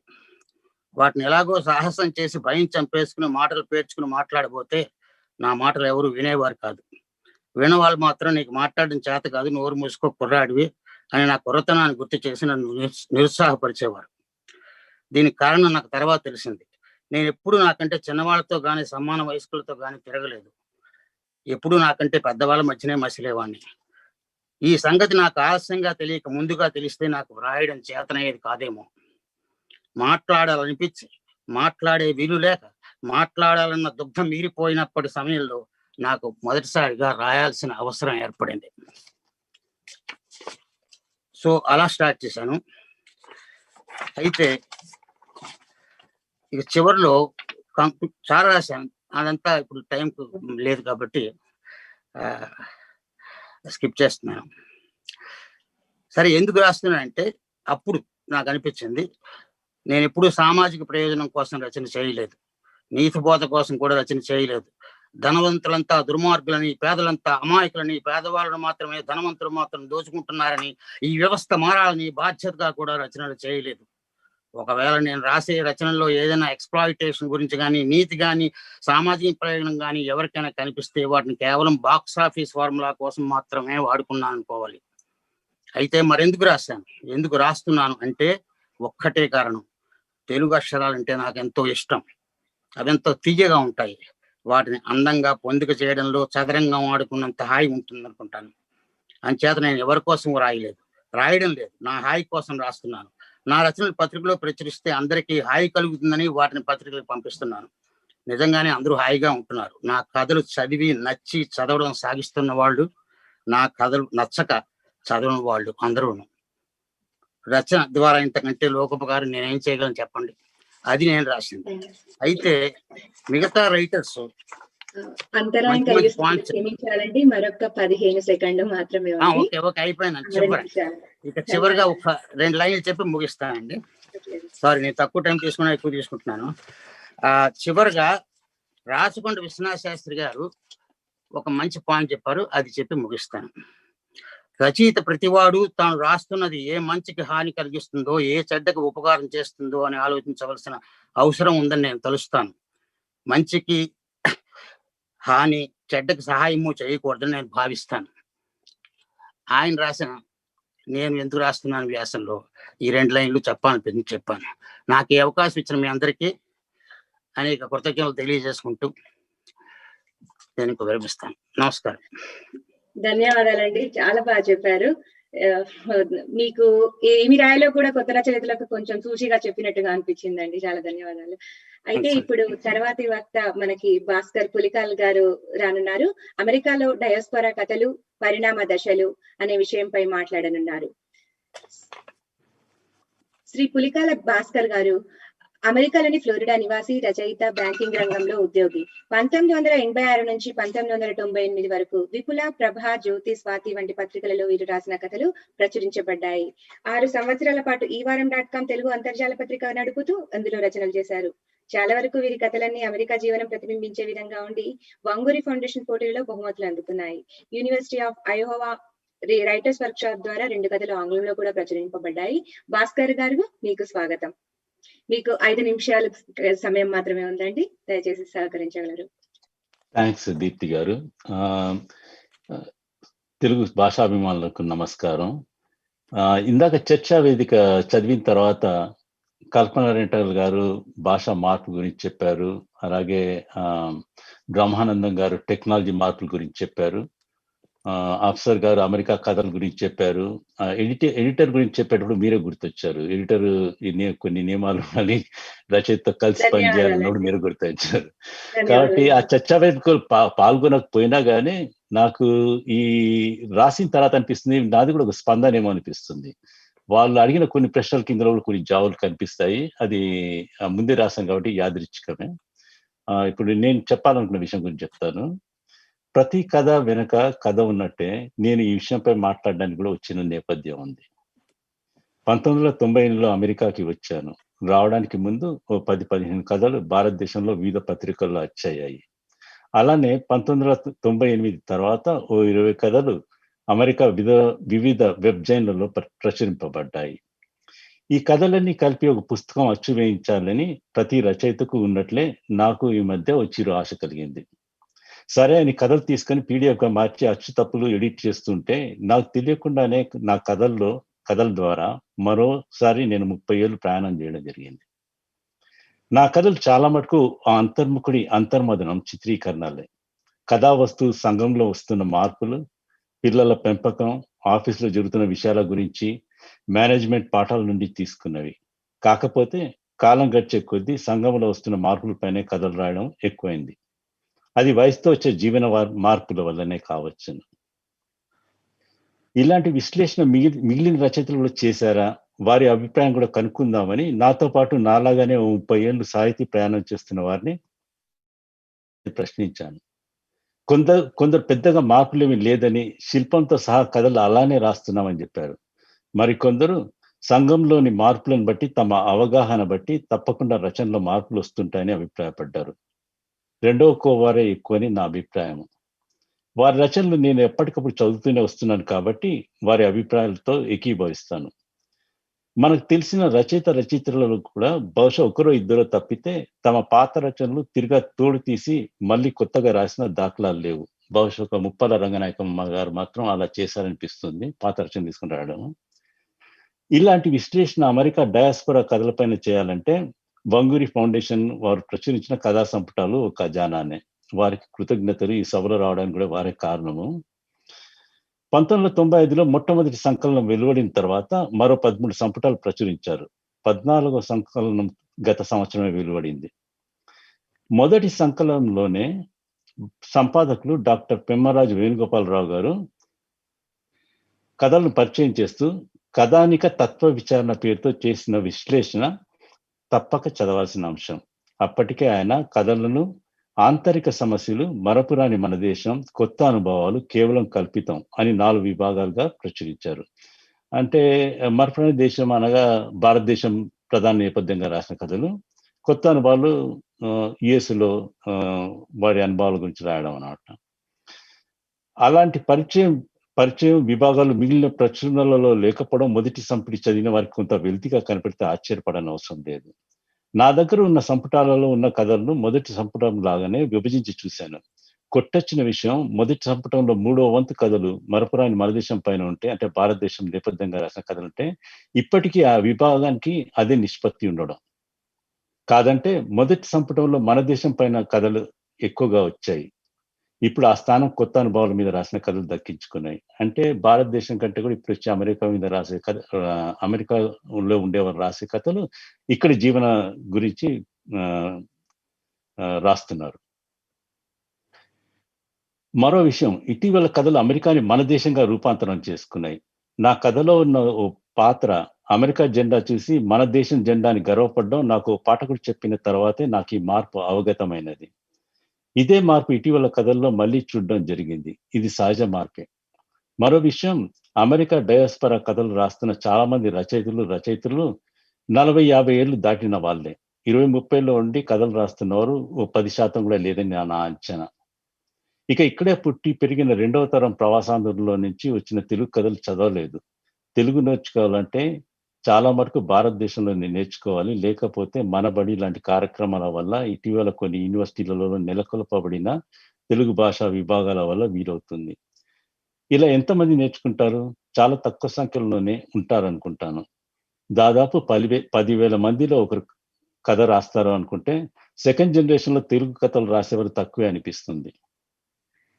సాహిత్య అభిమానులకు ఇది సమస్యే. డయాస్పోరా రచనలు ఇమిగ్రేషన్ మార్పుల మీద ఆధారపడి ఉంటుందని నాకు అనిపిస్తుంది.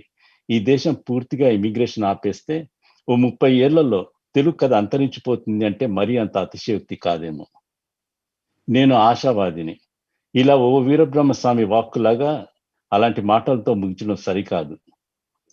కోయంబత్తూరు, మద్రాస్, శ్రీలంకలలో ఎన్నో తరాలుగా బ్రతుకుతూ ఇంకా బాగా మార్పులు కలిగిన తెలుగులో మాట్లాడుతున్న తెలుగువారే మనకు నిదర్శనం.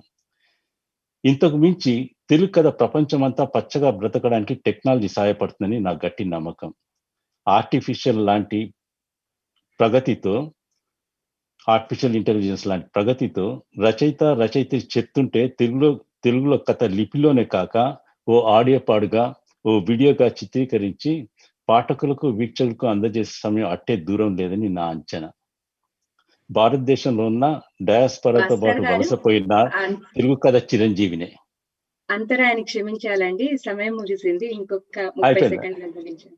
అయిపోయిందండి. లాస్ట్ సెంటెన్స్ కి మీరు చెప్పారు, నేను లాస్ట్ సెంటెన్స్ రిపీట్ చేస్తాను, ఎందుకంటే మీరు చెప్పారు కాబట్టి. నేను అన్న విషయం ఏంటంటే, భారతదేశంలో ఉన్న డయాస్పరాతో పాటు వలసపోయిన తెలుగు కథ చిరంజీవిని. ఆ మాట చెప్పాలి. అవకాశం ఇచ్చాను. థ్యాంక్స్ భాస్కర్ గారు, చాలా చక్కగా అనుకున్న సమయం మేరకు చెప్పగలిగారు. చాలా బాగుంది. తర్వాత లలితారాం గారు తర్వాతి వక్త. శ్రీమతి లలితారాం గారు అమెరికా వాస్తవ్యులు, రచయిత్రి, కీర్తిశేషులు, దేవులపల్లి కృష్ణశాస్త్రి గారి మనవరాలు.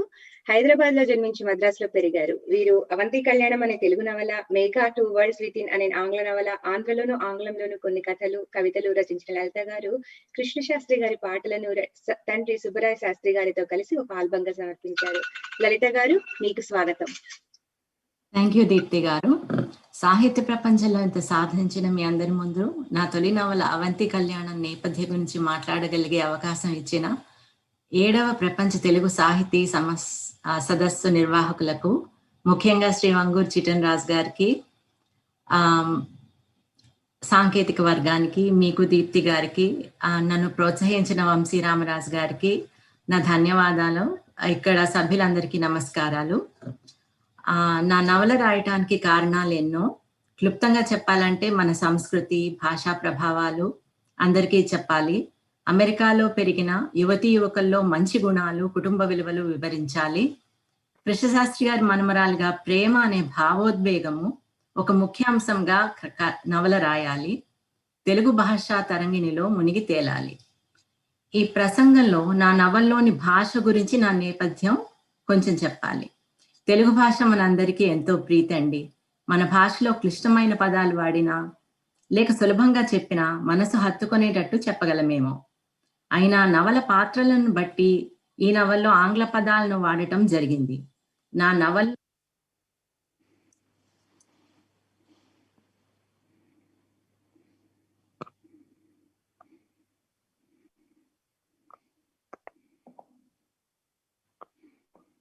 మీరు మ్యూట్ లో ఉన్నారు లలితారాం గారు, మీరు మ్యూట్ లో ఉన్నారు.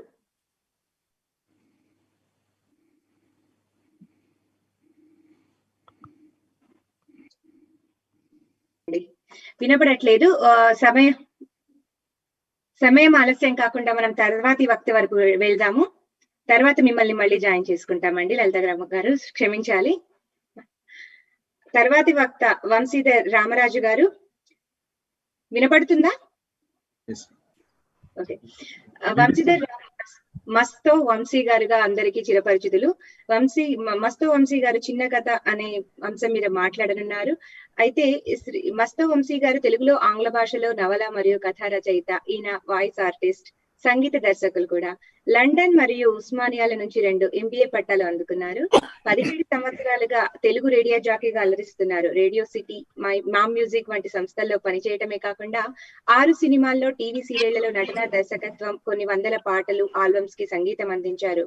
ఇంతవరకు 9 ఆంగ్ల నవలలు, స్వాతి, తెలుగు వెలుగు వంటి పత్రికల్లో ప్రచురితమైన 16 కథలు, పిల్లల పుస్తకాలు, ఇలాంటి ఎన్నో పుస్తకాలు రచించారు. ఆయన రచించిన కిల్ మీ అగైన్ మరియు కంచి అనే తెలుగు నవలలు ప్రస్తుతం ప్రచురణ దశలో ఉన్నాయి. మస్తవంశీ గారు, మీకు స్వాగతం. థ్యాంక్ యూ అండి, నమస్కారం. థ్యాంక్ యూ సో మచ్ నాకు అవకాశాన్ని ఇచ్చినందుకు. నేను చిన్న కథ రాశాను. కథ పేరు అనూహ్యం, మీరు ఊహించనిది. 5వ అంతస్తులో ఉన్న ఫ్లాట్ తలుపు తెరిచే ఉంది. లోపల ఎవరూ కనిపించలేదు. ఐక్య, గోగి కాస్త తటపటాయిస్తూ ఫ్లాట్ లోపలికి అడుగు పెట్టారు. సీను పిలిచాడు గోగి. సీను లేడని తెలుసు, ఇంట్లో ఎవరైనా పలుకుతారేమో అని. ఎవరు పలకలేదు. ఐక్య, గోగి మొహాలు చూసుకున్నారు. సరే మనోడిల్లే, లోపల వెయిట్ చేద్దాం అన్నాడు గోగి. ఇద్దరు కాస్త ఇరుగ్గా ఉన్న హాల్లో సోఫాలో కూర్చున్నారు. ఐక్య తన చేతిలోని వారిద్దరి పెళ్లి శుభలేఖలు టీపాయ్ మీద పెట్టి దిక్కులు చూడడం మొదలుపెట్టింది. సరిగ్గా అదే పనిలో ఉన్న గోగి కళ్ళ పడింది టీపాయ్ కింది అరలో ఉన్న ఓ దుమ్ము పట్టిన ఫోటో ఆల్బమ్. దాన్ని చేతిలోకి తీసుకొని తెరిచాడు అతను. మొదటి పేజీలో నలుపు తెలుపులో ఉన్న ఫోటోలు అతికించి ఉన్నాయి. ఏ ఐక్య, ఇది చూడు, ఇక్కడ నేనున్నాను, పక్కనే సీనుగాడు. బాబోయ్, అది నువ్వే? ఇప్పటికీ అప్పటికి ఎంత మారిపోయావు అంది ఐక్య. కదా, ఈ పక్కన ఎత్తుగా ఉన్నాడు అతనెవరు అడిగింది ఐక్య కాస్త గొంతు తగ్గించి, ఇంట్లో ఎవరైనా వింటే బాగుండదని. అతనా అంటూ గాల్లోకి చూశాడు గోగి. ఏమైంది గాల్లో చూస్తున్నావు అని అడిగింది ఆశ్చర్యం నటిస్తూ ఐక్య. అది కాదే, అసలు నిజానికి అతని గురించి నీకు ఎప్పుడో చెప్పాలనుకున్నాను, కానీ కుదరలేదు. అదంతా ఓ చిత్రమైన కథలే అన్నాడు అతను. నీ ఫ్రెండ్ సీను 5 నిమిషాల్లో కదా వస్తా అన్నాడు ఇందాక ఫోన్లో. 5 నిమిషాల్లో పూర్తయ్యే కథ ఏదో చెప్పు, వింటాను అంది ఐక్య. సరే, అతని పేరు ఆత్మకరణ్, సీను వాళ్ళ పెద్దన్నయ్య అన్నమాట. ఎప్పుడు చెప్పలేదు? అతను వీళ్ళతో లేడు కదా, అందుకేనేమో. ఓహో, అంటే ఆత్మకరణ్ వాళ్ళ నాన్నకి ఆ రోజుల్లో చిరంజీవి అంటే ఇష్టం, మరీ బాగా ఎక్కువ ఇష్టం అనమాట వాళ్ళ నాన్నకి. ఆత్మకరణ్కి ఏమో వెంకటేష్ ఫ్యాన్ అతను. ఈ విషయంలో ఇద్దరికి పడేది కాదు. సీరియస్లీ? ఓ రోజు చిరంజీవి అత్తకి మూడు అమ్మాయికి మొగుడు సినిమా రిలీజ్ అయింది. సీను వాళ్ళ నాన్న, అదే ఆత్మకరణ్ వాళ్ళ నాన్న ఒక్కడే వెళ్ళి సినిమా చూసి వచ్చేసారనమాట. ఇతనేమో వెంకటేష్ సినిమా చూస్తాను, ప్రేమ సినిమా రిలీజ్ అయింది అంతకు 2 రోజుల ముందే. ఆ సినిమా చూస్తానంటే ఆయన డబ్బు ఇవ్వలేదు. నేను సినిమా చూడకుండా డబ్బులు ఇవ్వమంటే ఇవ్వకుండా నువ్వు చూసి వస్తావా అని బాగా కోపం వచ్చి చిరంజీవిని తిట్టేశాడు ఆత్మకరణ్. వాళ్ళ నాన్నకి పిచ్చ కోపం వచ్చి ఆత్మకరణ్ని గట్టిగా కొట్టాడు. ఆత్మకరణ్ కింద పడిపోయాడు. అంతే. ఆ రోజు నుంచి ఇతను అసలు కనపడడం మానేశాడు. బాబోయ్, టూ మచ్. కనపడలేదంటే ఇల్లు వదిలి పారిపోయాడా? లేదు. మరి? తెలీదు. కొడితే పడిపోయాడు. అప్పుడు ఇంట్లో ఇంకెవరు లేరు. వాళ్ళ నాన్న లోపలికి వెళ్ళారు, మళ్ళీ వచ్చి చూసేసరికి లేరు ఆయన. అవునా? అయ్యో పాపం. అందుకే చూడు, ఆ పాత ఫోటోలో తర్వాత ఇంకెక్కడ ఆత్మకరణ్ లేడు అన్నాడు ఆల్బమ్ చూపిస్తూ గోగి. అవును, కానీ ఒకరోజు ఆత్మకరణ్ కనపడ్డా అడిగింది ఐక్య. ఆమె గొంతులో ఆసక్తి ప్రస్ఫుటంగా ధ్వనించింది. అవును, ఇదిగో ఈ ఫోటో జాగ్రత్తగా చూడు, సీనుగాడి బర్త్డే, నేను ఉన్నాను పక్కన. ఆ ఫోటో ఆ రోజు తీశారు కదా, దాన్ని డెవలప్ చేసి చూస్తే ఆ వెనకే నిలబడి కనపడ్డాడు ఆత్మకరణ్. అదిగో అక్కడ ఉన్నాడు, కనిపించాడా? అవును, అసలు ఆ రోజు మేమెవ్వరం అతన్ని చూడలేదు అన్నాడు గోగి లోగొంతుకుతో. ఐక్య గుండె ధడ కొట్టుకుంది. అంతే, ఆ ఫోటోలో చూడడమే, మళ్ళీ ఎవరు అతన్ని చూడలేదు అన్నాడు గోగి. టూ మచ్ గా ఉంది. అక్కడితో అయిపోలేదు. చాలా ఏళ్ల తర్వాత మేమంతా పెద్దవాళ్ళయ్యాక ఓ రోజు సీను వాళ్ళ నాన్న కూరలు కొనుక్కొని ఇంటికి వస్తుంటే నా టవల్ కనిపించట్లేదు, ఇక్కడ ఎవరిదో టవల్ ఉంది, తీసుకెళ్తున్నాను అంటూ ఆత్మకరణ్ టవల్ కట్టుకొని బాత్రూమ్ లోకి వెళ్ళడం వాళ్ళ నాన్న చూశాడు. అవునా, అప్పుడేమైంది? బాత్రూమ్ తలుపు దగ్గర నిలబడి వాళ్ళ నాన్న అతడిని పిలుస్తూ నుంచున్నాడు. తలుపు లోపల నుంచి గొళ్ళెం పెట్టుకున్నాడు అతను. చాలాసేపు బయటికి రాలేదు. చాలాసేపటికి బాత్రూమ్ తలుపు తోస్తే అది తెరుచుకుంది అని ఆగాడు గోగి. లోపల ఎవరూ లేరు, బాత్రూమ్ ఖాళీ. భ్రమేమో పాపం అంది ఐక్య గుండె చిక్కబట్టుకుంటూ. ఫోటో కూడా భ్రమేనా? ఈ ఫోటో చూడు అంటూ పక్క పేజీలో ఓ కలర్ ఫోటో చూపించాడు గోగి. అందులో ఓ పొడుగాటి మనిషి కేవలం ఒక తెల్ల టవల్ చుట్టుకొని బాత్రూమ్ లోకి వెళుతూ ఉన్నాడు. ఐక్య నిశ్శబ్దంగా ఉండిపోయింది. మళ్ళీ ఎప్పుడైనా అతడు కనపడ్డా అని అడగాలనుకుంది. నా టవల్ కనపడటం లేదు, ఎవరో టవల్ చుట్టుకొని లోపలికి వెళ్ళాను అంటూ సోఫాకి ఎదురుగా ఉన్న బెడ్రూమ్ తాలూకు బాత్రూమ్ లోంచి బయటికి వచ్చాడు ఆత్మకరణ్. అతడి మొహం ఒక్కసారిగా సోఫాలో ఉన్న వారిపై తిరిగింది. అప్రయత్నంగా చటుక్కున లేచి నుంచింది ఐక్య. అరే గోగి, వాళ్ళింట్లో కూర్చున్నారేంట్రా? అది కాదు మన ఫ్లాట్, ఇది ఎదురుగా ఉన్న ఫ్లాట్, రండి రండి అని వినవచ్చింది అవతలి ఫ్లాట్ ద్వారం దగ్గర నిల్చొని పిలుస్తున్న సీను కంఠం. ఐక్య గోగి నిశ్శబ్దంగా బయటికి నడిచారు. గోగి పెళ్ళుబుగుతున్న నవ్వును బలవంతంగా ఆపుకున్నాడు. ఐక్య, 5 నిమిషాలు టైం ఉంది కదా అని ఆ ఫోటోలు చూస్తూ కదల్లాను. బాగుందా? పనికొస్తానటవా అని అడిగాడు. ఆ ఫోటోల్లో ఉన్న ఎవ్వరు అసలు నాకు తెలియదు అన్నాడు గోగి. అసలు ఆ ఫ్లాట్ తలుపు ఎందుకు తెరిచింది? ఆ ఇంటాయన మర్డర్ అయ్యాక ఆ ఫ్లాట్ పాడు పెట్టేశారే అని సీను అంటాడేమో అని గోగి ఎదురు చూశాడు. కానీ అలాంటిది ఏం అనలేదు అతను. కాకపోతే సీను ఉండే అపార్ట్మెంట్ లో ఉన్నవి 4 అంతస్తులే. ఐక్య గోగి 5వ అంతస్తుకు వచ్చారు.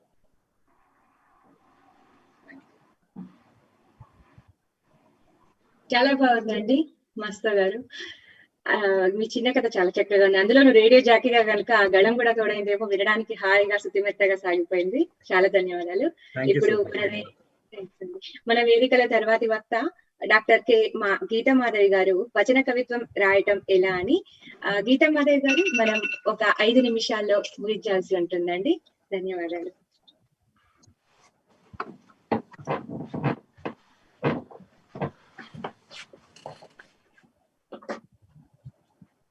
థ్యాంక్స్ అండి. థ్యాంక్స్. అందరికీ నమస్కారం అండి. ఇవాల్టి నా ప్రసంగ శీర్షిక వచన కవిత్వం రాయడం ఎలా.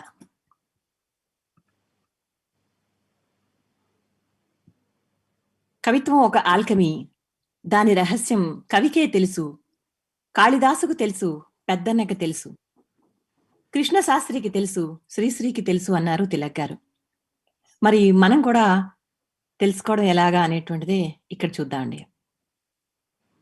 నాకు తెలిసినంత వరకు అసలు కవిత్వం రాయాలంటే మొట్టమొదటిగా కవిత్వానికి స్పందించగలిగినటువంటి హృదయం కలిగి ఉండాలి. ఒక కవితా వాక్యం చదువుతుంటే ఒక పులకింత, ఒక ఆనందం మొలకెత్తాలి. అప్పుడే కవిత్వం పట్టుబడుతుంది.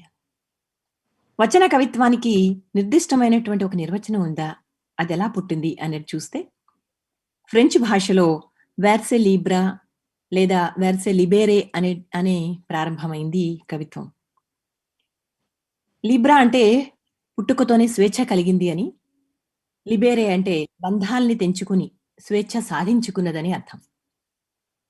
ఇంగ్లీష్లో ఫ్రీ వర్స్గా పిలువబడినటువంటి కవిత్వ ప్రేరణతో తెలుగులో వచన కవిత అని వాడుకలోకి వచ్చింది. తొలినాళ్లలో వచన పద్యం, వచన గేయంగా పిలిచేవారు. యతిప్రాసలు గణాల ప్రభావంతో పద్యాలకు దగ్గరగా ఉండే వాటిని వచన పద్యాలని, మాత్రా ఛందస్సు కలిగినవి వచన గేయాలని పిలిచేవారు. క్రమేపీ పూర్తిగా వచనత్వాన్ని, వ్యవహారిక శైలిని సంతరించుకున్నవి వచన కవితలయ్యాయి. అలాగే వచన కవితా పితామహులు కుందుర్తి ఆంజనేయులు గారు పాతకాలం పద్యం అయితే వర్తమానం వచన గేయం అన్నారు. వచన కవిత్వం గురించి చేరాగారి మాటల్లో చెప్పాలంటే సర్వసామాన్యమైనటువంటి నిర్వచన స్థాయి వచన కవిత్వానికి లేదంటారు ఆయన. అంతా నిర్వహణ స్థాయే అంటారు. ఆ నిర్వహించిన స్థాయిని బట్టే లక్ష్య నిర్దేశం చేయాలని కూడా అంటారు ఆయన. అంటే we don't define it, we discover it అంటారు. ఇక వచన కవితకు నాకు తెలిసినటువంటి కొన్ని ముడి సరుకులు చెప్తాను. ఒకటి నిరాడంబరత. ప్రధానంగా నిరాడంబరత వచన కవిత్వానికి ఉండాల్సినటువంటి లక్షణం అని కుందుర్తి ఆంజనేయులు గారే సూచించారు. అంటే ఏమిటంటే తేలికైన వ్యావహారిక పదాలతో భావ వ్యక్తీకరణ చేయడం, అనవసరమైన భాషాడంబరాలకి భావాడంబరాలకి పోకూడదన్నమాట. ఇక భాష ఎలా ఉండాలంటే కవితని మనం ఎవరినైతే ఉద్దేశించి రాస్తున్నామో లేదా ఎవరి కోసమైతే రాస్తున్నామో, ఎవరి గురించి అయితే రాస్తున్నామో వారి భాషలో చెప్పడం ప్రధానం. అంతేకాకుండా మొదటి నుంచి చివరి వరకు వ్యావహారిక భాషలోనే రాయడం మంచిది. అంటే గ్రాంధికంలో మొదలు పెట్టడం లేదా మధ్యలో గ్రాంధికంలోకి వెళ్ళిపోవటం ఇవన్నీ కూడా వచన కవిత్వం అనిపించుకోదు. ఇక భావానికి వస్తే అర్థం కాకుండా సంక్లిష్టంగా రాయడం ఒక పద్ధతేమో కానీ గొప్పదైతే మాత్రం కాదు నా దృష్టిలో. నిగూఢత అనేటువంటిది అవసరమైతే ప్రదర్శించవచ్చు, కానీ అన్ని వేళలా దానికే పెద్దపీట వేయాల్సినటువంటి అవసరం లేదు. వస్తువు ఇదమిధంగా వస్తువు అనేటువంటిది ఒక టాపిక్ కావచ్చు, ఒక భావం కావచ్చు, లేదా ఒక ఊహ కావచ్చు. ఇదే ఇతర ప్రక్రియల నుంచి వచన కవిత్వాన్ని వేరు చేసేది. కేవలం ఊహలతో మరే ప్రక్రియలోనూ సమర్థవంతంగా రాయలేం. క్లుప్తత, ఎక్కడికి వాక్యం ఆపాలో తెలియడమే క్లుప్తత అండి. అంటే చిన్న పదాలు మాత్రమే రాయడం అని అర్థం కాదు. ఎన్ని తక్కువ పదబంధాల్లో భావం ఇమడగలదో చూడాలి. ఒక వాక్యాన్ని 10 ముక్కలుగా విడగొట్టి ఒకదాని కింద ఒకటి రాసేస్తే లేదా పదాల్ని ఒకదాని కింద ఒకటి పేరు చేస్తే అది కవిత్వం కాదు. సూక్ష్మంగా ఏమిటంటే క్లుప్తత అంటే అనుకున్న భావంలో క్లుప్తంగా ఒదిగేటువంటి భాష అన్నమాట. అలాగే ఎత్తుగడ, అసలు కవిత్వానికి మొదటి వాక్యం స్ఫురించడమే నాంది. అది మీరు తీసుకున్నటువంటి వస్తువుకి చెప్పదలుచుకున్నటువంటి భావానికి తొలి ఆలోచన అన్నమాట. అలాగే ఇందులో కవిత్వంలో కొన్ని ప్రత్యేక అంశాలు కూడా మీరు వాడచ్చు. అంటే ప్రతీకలు, కొటేషన్లు, ప్రాస, లయ ఇలాంటివన్నీ అన్నమాట. ఇక ముగింపు, కవితని ఎక్కడ ఆపాలో తెలియడం కూడా చాలా ప్రధానమైనటువంటి విషయం అండి. కొన్నిసార్లు కవిత ముగిసిపోయినా పొడిగింపబడిపోతే అది చాలా ప్రధానమైనటువంటి తప్పిదం అన్నమాట. అలాగే స్పందన, ఒక కవిత చదివితే ఒక స్పందన కలగాలి. అది వైయక్తికం కావచ్చు, సామాజికం కావచ్చు. ఉదాహరణకి సౌరభములేల చిమ్ము పుష్ప వ్రజంబు, చంద్రికల నేల వెదజల్లు చందమామ, ఏల సలిలంబు పారు గాడ్పేల విసరు, ఏల నా హృదయంబు ప్రేమించు నిన్ను అని అంటారు కృష్ణశాస్త్రి గారు. నైలు నదీ నాగరికతలో సామాన్యుని జీవనమెట్టిది, తాజ్ మహల్ నిర్మాణానికి రాళ్లెత్తిన కూలీలెవ్వరు, సామ్రాజ్యపు దండయాత్రలో సామాన్యుని సాహసమెట్టిది, ప్రభువెక్కిన పల్లకి కాదోయి అది మోసిన బోయీలెవ్వరు అంటారు శ్రీశ్రీ గారు. అలాగే శివారెడ్డి గారు, కవులేం చేస్తారు, గోడలకు నోళ్ళిస్తారు, చెట్లకు కళ్ళిస్తారు, గాలికి గొంతిస్తారు అని ఇలా చెప్పుకుంటూ ప్రజల చేతుల్లో అనంత శక్తివంతమైన సంపన్నమైన పద్యాన్ని పెడతారంటారు. అంటే ఇలా మాత్రా ఛందస్సులో చూసినా, గేయంలో చూసినా, వచన కవిత్వంలో చూసినా, ఎలా రాసినా గాని ఆహా అనిపించాలన్నమాట. ఇంకా కవిత ఎలా రూపుదిద్దుకుంటుందో ఒక చిన్న ఉదాహరణ, అంటే నేను రాసినటువంటి కవిత ఉదాహరణనే తీసుకుని చిన్నగా వివరిస్తాను. నేను రాసినటువంటి కవిత పేరు నారింజ చెట్టు. మా నారింజ చెట్టు తల్లయ్యింది, వందల అందాల నారింజ పళ్లతో పరిపూర్ణ మాతృత్వాన్ని పొదుకున్న కల్పవల్లి. ఉదయారుణ కిరణాల్ని పిల్లలుగా కన్నట్లు నిలువెల్లా అందమైన మేనిఛాయ. ఆకాశం ఇంద్రధనుస్సుని విక్షేపించి బహూకరించినప్పుడు రంగులన్నీ కూడబలుక్కుని నారింజ రంగుగా మారినట్లు మా పెరటి వాకిలంతా గుండ్రని నక్షత్రాల గొడుగు పట్టిన బంగారు తల్లి. నిన్న మొన్నటి వరకు ఖాళీ కొమ్మలతో పిల్లల్ని నన్ను నిశ్శబ్దంగా గమనించేది. మారాం చేసే పసికూనలు మైమరిచేలా అమ్మ మనసు అర్థం చేసుకున్నట్లు తన కొమ్మల మీద ఊయలలూపేది. 6 నెలల కిందట తొలి పువ్వు పూసింది. ఒక అందమైన ఉదయం అడిగిన ప్రశ్నలన్నింటికీ ఆహ్లాదంగా తలూపింది. అంతలోనే ఎదిగిన పిల్లల తల్లయ్యింది. మొన్నటి వరకు పచ్చని ఆకుల చాటున ఎక్కడున్నాయో తెలియని పిందెల బుడతలివి. అటుమొన్న వరకు సువాసన ధవళ పుష్పాలవి. ఎంతలో ఆర్తిగా అమ్మ చెట్టును అల్లుకున్నాయి. ఎప్పుడు చిరుగాలికి బరువుగా కొమ్మల నూపుతూ నారింజ పళ్ళేసుకుని నవ్వుతుంది. గుంభనంగా మోయాల్సిన జీవిత భారాల్ని గుర్తు చేస్తూ గోడకి ఒరుసుకుని విస్తరించి సఫల గాథల్ని వినిపిస్తుంది. అంతకు ముందంతా చెట్టుకు గొప్పు తవ్వుతూ, ప్రతిరోజూ నీళ్లు పెడుతూ, ఆకులలములు ఏరి పారవేస్తూ, చెట్టు చుట్టూ అనుదినమూ తిరుగుతూ తోటమాలినయ్యాను. పూత పరిమళం సోకగానే చెట్టు చేతుల్ని తాకి, హఠాత్ గాలికి పూత రాలి పడ్డప్పుడు దిగులు చెట్టుని అధైర్యపడొద్దని వెన్ను రాసి ఓదార్చి, పెరిగే పిందెల చిరునవ్వుల్ని కలిసి తోడుగా పంచుకుని, పళ్ల బరువు కొమ్మలకి అమ్మ చేతులే అభయంగా దాటుకర్రల్ని ధీమాగా నిలబెట్టి, నారింజ చెట్టుకి ఇప్పుడు నేనే తల్లయ్యాను. అదండి కవిత. చాలా బాగుందండి. చాలా బాగా చెప్పారు గీత గారు.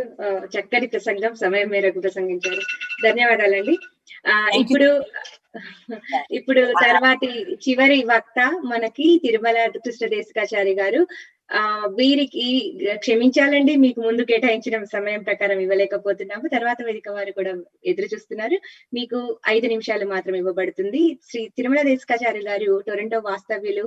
అండ్ మీరు ముఖ్యంగా పోతన ఫాంట్ సృష్టికర్తగా అందరికీ చిరపరిచితులు. వీరు అశ్రమాల హనుమప్ప నాయకుడు, కవితా స్రవంతి వంటి పద్య కావ్యాలు ఎన్నో రచించారు. మరియు తెలుగు లిపికి సంబంధించిన పరిశోధన కూడా చేశారు. వీరి ఒక కావ్యం కూడా ఉస్మానియా యూనివర్సిటీ పరిధిలో పాఠ్య గ్రంథంగా నియమింపబడింది. ఎన్నో వీరి రచనలపై ఎంఫిల్, పిహెచ్డి పరిశోధనలు ఎన్నో జరిగాయి. శ్రీ కళా ప్రపూర్ణ అనే బిరుదు అందుకున్నారు. తానా సంస్థ విశిష్ట పురస్కారాలు అందుకున్నారు. చాలా గొప్ప కవీంద్రులు. ఆర్య, మీకు స్వాగతం. మీరు కోరిన సమయం ఇవ్వలేకపోతున్నాము, క్షమించాలి. నన్ను పూర్తిగా విరమించండి, నేను 5 నిమిషాల్లో కవర్ చేయలేను. ఓకే, వేరే నెక్స్ట్ స్పీకర్స్ ఇచ్చుకోండి. ఓకే, వినపడింది అండి. కృష్ణ దేశికాచారి గారు, చాలా చక్కగా ఉందండి. మీకు అంటే మీరు ఇవ్వదలుచుకున్న ఉపన్యాసం కాసేపైనా ఇవ్వగలరు? ముందు అనుకున్న ప్రకారం ఎట్లా కట్ చేయాలనో తెలియదు నాకు. మరి కాసేపైనా మీది వినాల్సిందే, 5 నిమిషాలైనా. 5 నిమిషాలు ఎంత బాగుంది.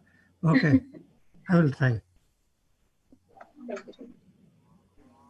Okay, shared screen. Post disabled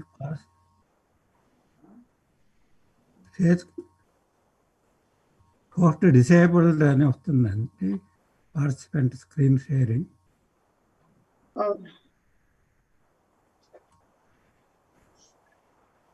సాంకేతికంగా ఏమైనా సమస్య ఉందా అండి? అదే, ఓకే, ఇప్పుడు వచ్చింది.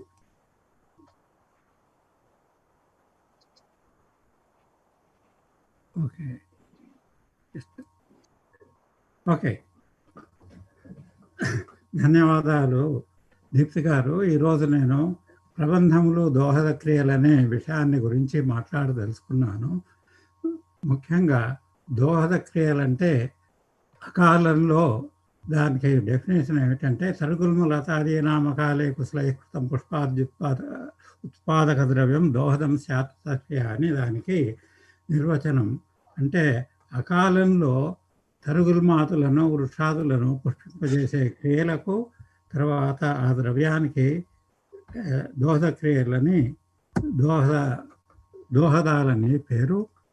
ఓకే, ఈ దోహదాలు ఏమిటంటే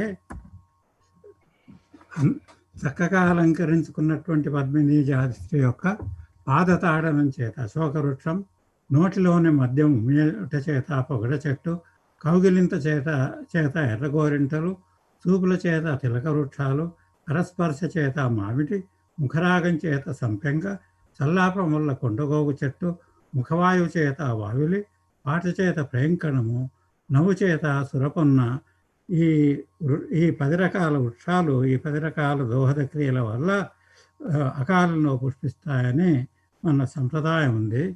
ఈ దోహద క్రియలు కవి సమయాలే. కవి సమయాలు అంటే ఏమిటి అంటే, మొట్టమొదట రాజశేఖరుడు 9వ శతాబ్దిలో కావ్యమీమాంస అనేటటువంటి గ్రంథంలో వీటిని నిర్వచించడం జరిగింది. అతని నిర్వచనం ఏమిటంటే, అశాస్త్రీయం అలౌకికంచ పరంపరాయాతం యమర్థముపనిబద్ధంతి కవయ చ కవి సమయ. దీనికి అర్థం ఏమిటంటే, ఇందులో 3 ముఖ్యమైన పదాలు ఉన్నాయి. అశాస్త్రీయం, అలౌకికం, పరంపరాయాతం అని. అశాస్త్రీయం అంటే ఉన్నదాన్ని లేదని చెప్పడం, లేకపోతే లేని దాన్ని ఉన్నదని చెప్పడం, లేకపోతే ఏదో ఒక నియమాన్ని అనుసరించి చెప్పడం. అలౌకికాలంటే లోకానుభవంలో లేనివి. పరంపరాయాతాలంటే దేశకాలాదులు లేకుండా మనకు వస్తూ ఉన్నవి. ఈ 3 లక్షణాలున్న కావ్య సంప్రదాయాలే కవి సమయాలని రాజశేఖరుని నిర్వచనం. ఇందాక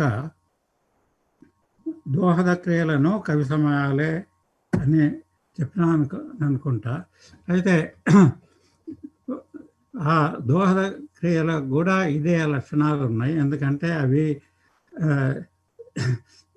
ఉన్నట్టు ఆ విధంగా పుష్పాలు పూచినట్టు మనకు అనుభవం లేదు. తర్వాత అవి ఏ బాటనీ పుస్తకంలో కూడా చెప్పలేదు. ఆ విధంగా శాస్త్రీయాలు కానీ పరంపరాగతంగా వస్తూ ఉన్నాయి. అందుకని వీటికి ఆ లక్షణాలు ఎన్ని ఉన్నాయి. అందుకని ఇవి కూడా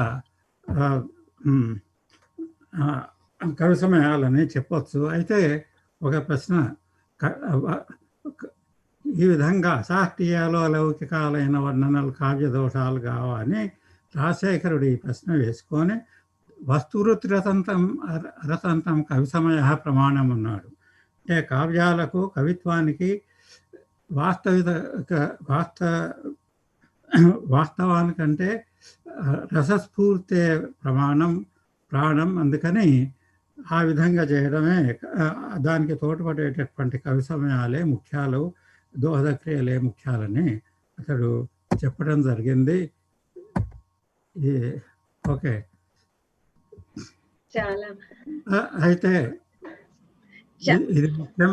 ఇప్పుడే నన్ను కట్ చేయకండి, మీరు చెప్పండి, నేను విరమించాను. ఓకే. అయితే మన తెలుగు సాహిత్యంలో ఈ యొక్క కవి సమయాలను ఉపయోగించి చాలా చక్కనైనటువంటి వర్ణనలు చేయడం జరిగింది.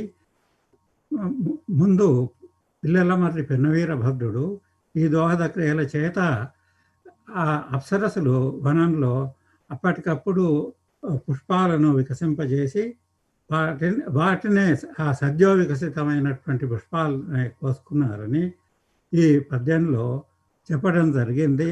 నాకు టైం ఇవ్వడం లేదు కదా, దీన్ని మీకు వివరించలేకపోతున్నా. కానీ నెక్స్ట్ పద్యంలో మాత్రం, నెక్స్ట్ పద్య సారాంశం మాత్రం మీరు తప్పకుండా వింటారని నేను ఆశిస్తున్నా. ఇది ఇందాక మీరు దోహద క్రియలు అంటే ఏమిటో గుర్తుంచుకొని అంటే దాంట్లో 8వది గౌరవనీయంగానే ఉన్నాయి. కానీ అశోక వృక్షానికి చేసేటటువంటి పాదతాడనం, పొగడకు చేసే ఆ మద్యాన్ని ఉమ్మివేయడం అనేవి అవి అవమానకరంగా ఉన్నాయి. బసరాజు తన ఉద్యానవనాన్ని చూడ్డానికి వస్తున్నాడు. ఆ సమయానికి అందమైన స్త్రీలు దోహద క్రియలు చేసి అన్ని వృక్షాలను పుష్పింపజేసినారు. అయితే ఈ 2 వృక్షాలకు, అశోకానికి తర్వాత ఈ పొగడకు చేసినటువంటి అవమానకరమైనటువంటి దోహద క్రియలను ఆ రాజుకు మొరపెట్టుకోవాలని వాడికి అనిపించిందట. అది సన్నువప్పన్నగి పల్కి పాడికని ఆశ్వాసంబు నొందించి చేకొని మోమిచ్చి కవుంగిలించి తరులన్ కొన్నింటి మన్నించి అంగనలయ్యో మమనెంత చేసిరనుతున్ కంకేళియున్ కేసరంబును భూజానికి నొక్కే గుచ్చ వినతిన్ పూదేన కన్నీటితోన్.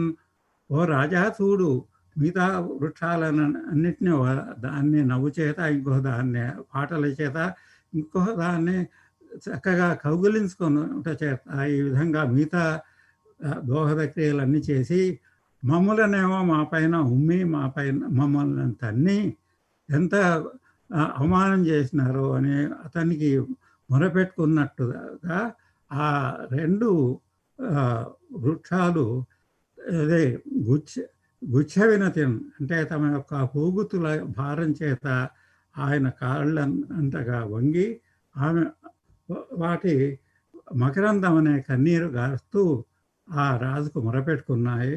తర్వాత లతలను స్త్రీలతో పోల్చడం వల్ల లతలనే స్త్రీలు పూగుచ్చ భారం అనేటటువంటి స్తనభారంతో వంగి ఆ విధంగా పెట్టుకున్న అనేటటువంటి విశేషమైనటువంటి అర్థం దీంట్లో స్ఫురిస్తుంది. ఇంకొక పద్యం చదివి విరమిస్తా, క్షమించాలి. ఓకే.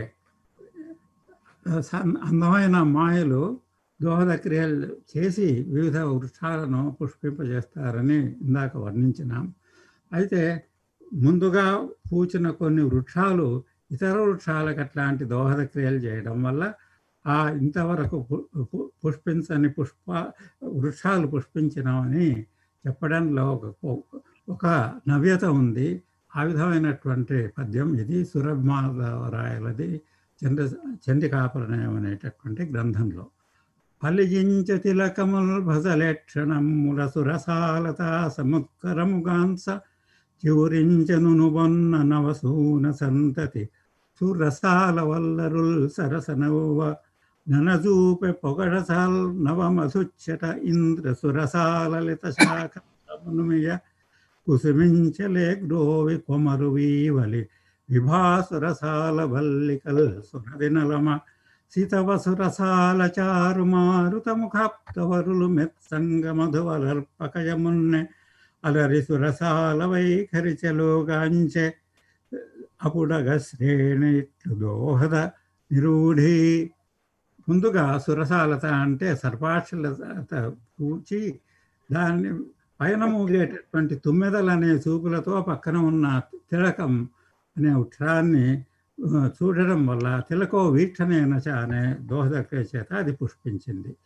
సురసాల వల్లరులు అంటే లేతలైన మామిడి కొమ్మలు అవి ముందుగా పూచి వాటిపైన వాటి యొక్క వెలుగు ప్రకాశంతో పక్కనున్న సురపొన్నను పుష్పింపజేసినాయి. తర్వాత ఇంద్రసురస అంటే నల్లవావిలి, అది ముందుగా పూచి దాని యొక్క మకరందం అనేటటువంటి సీధును పొగడ చెట్టు పైన ప్రసరింపజేయడం వల్ల అది పుష్పించింది. చివరికి సాలవల్లికలు అంటే లేదా ఏప కొమ్మలు, అవి ముందుగా పూచి ఆ కొమ్మలపై నుంచి పీచేటటువంటి గాలికి పక్కనున్న క్రోవి అంటే ఎర్రగోరింటను తాకి కౌగిలించుకోవడం వల్ల అది పూచింది. ఈ విధంగా ఈ వృక్షాలన్నీ పూచి సురసాల వైఖరి చెలువుగాంచే దేవతా వృక్షాల మాదిరి చెలువొందినయ్యని దీంట్లో వర్ణించడం జరిగింది. ఈ అవకాశాన్ని నాకు ఇచ్చినందుకు కృతజ్ఞతలు. ధన్యవాదాలండి. ధన్యవాదాలు. చాలా చక్కగా చెప్పారు దేశికాచార్యులు గారు. మీకు విశ్వనాథ పురస్కారం అందింది కదండి, మీరు చక్కటి ఎంపిక దానికి. వీరితో పరిచయం అయ్యాక మాట్లాడుతున్నప్పుడు ఈమెయిల్లో కానీ వీరి భాష నాకు విశ్వనాథ సత్యనారాయణ గారిని కల్పింపజేసిందండి. చక్కటి గ్రాంధికంతో మీ తెలుగు సదస్సు వేదికకి తెలుగు శోభను పూర్తిగా తీసుకొచ్చారండి. మీకు ఎన్నో ధన్యవాదాలు. ఇక ఈ వేదిక ఇంతటితో ముగిసిందండి. 5వ వేదిక. ఇంత చక్కగా సజావుగా సాపిక ఈ వేదిక జరిగిందంటే వక్తలందరూ సమయానికి సహకరించడమే కాకుండా తెర వెనకాలే ఉండి మన వేదికకి సాంకేతిక నిర్వాహకులుగా వివరించిన మధు చెరుకురి గారు అలాగే ఇందిరా చెరువు గారికి కూడా ప్రత్యేక కృతజ్ఞతలు ఒక్కసారి చెప్తాము. మధు చెరుకురి గారు కవిలా ఈ వేదికపై వినిపించారు, కానీ ఇందిరా గారు మీరు ఒక్కసారి కనపడితేనండి మీకు ధన్యవాదాలు చెప్పి ఇక మనం ముగిద్దాం. ధన్యవాదాలు.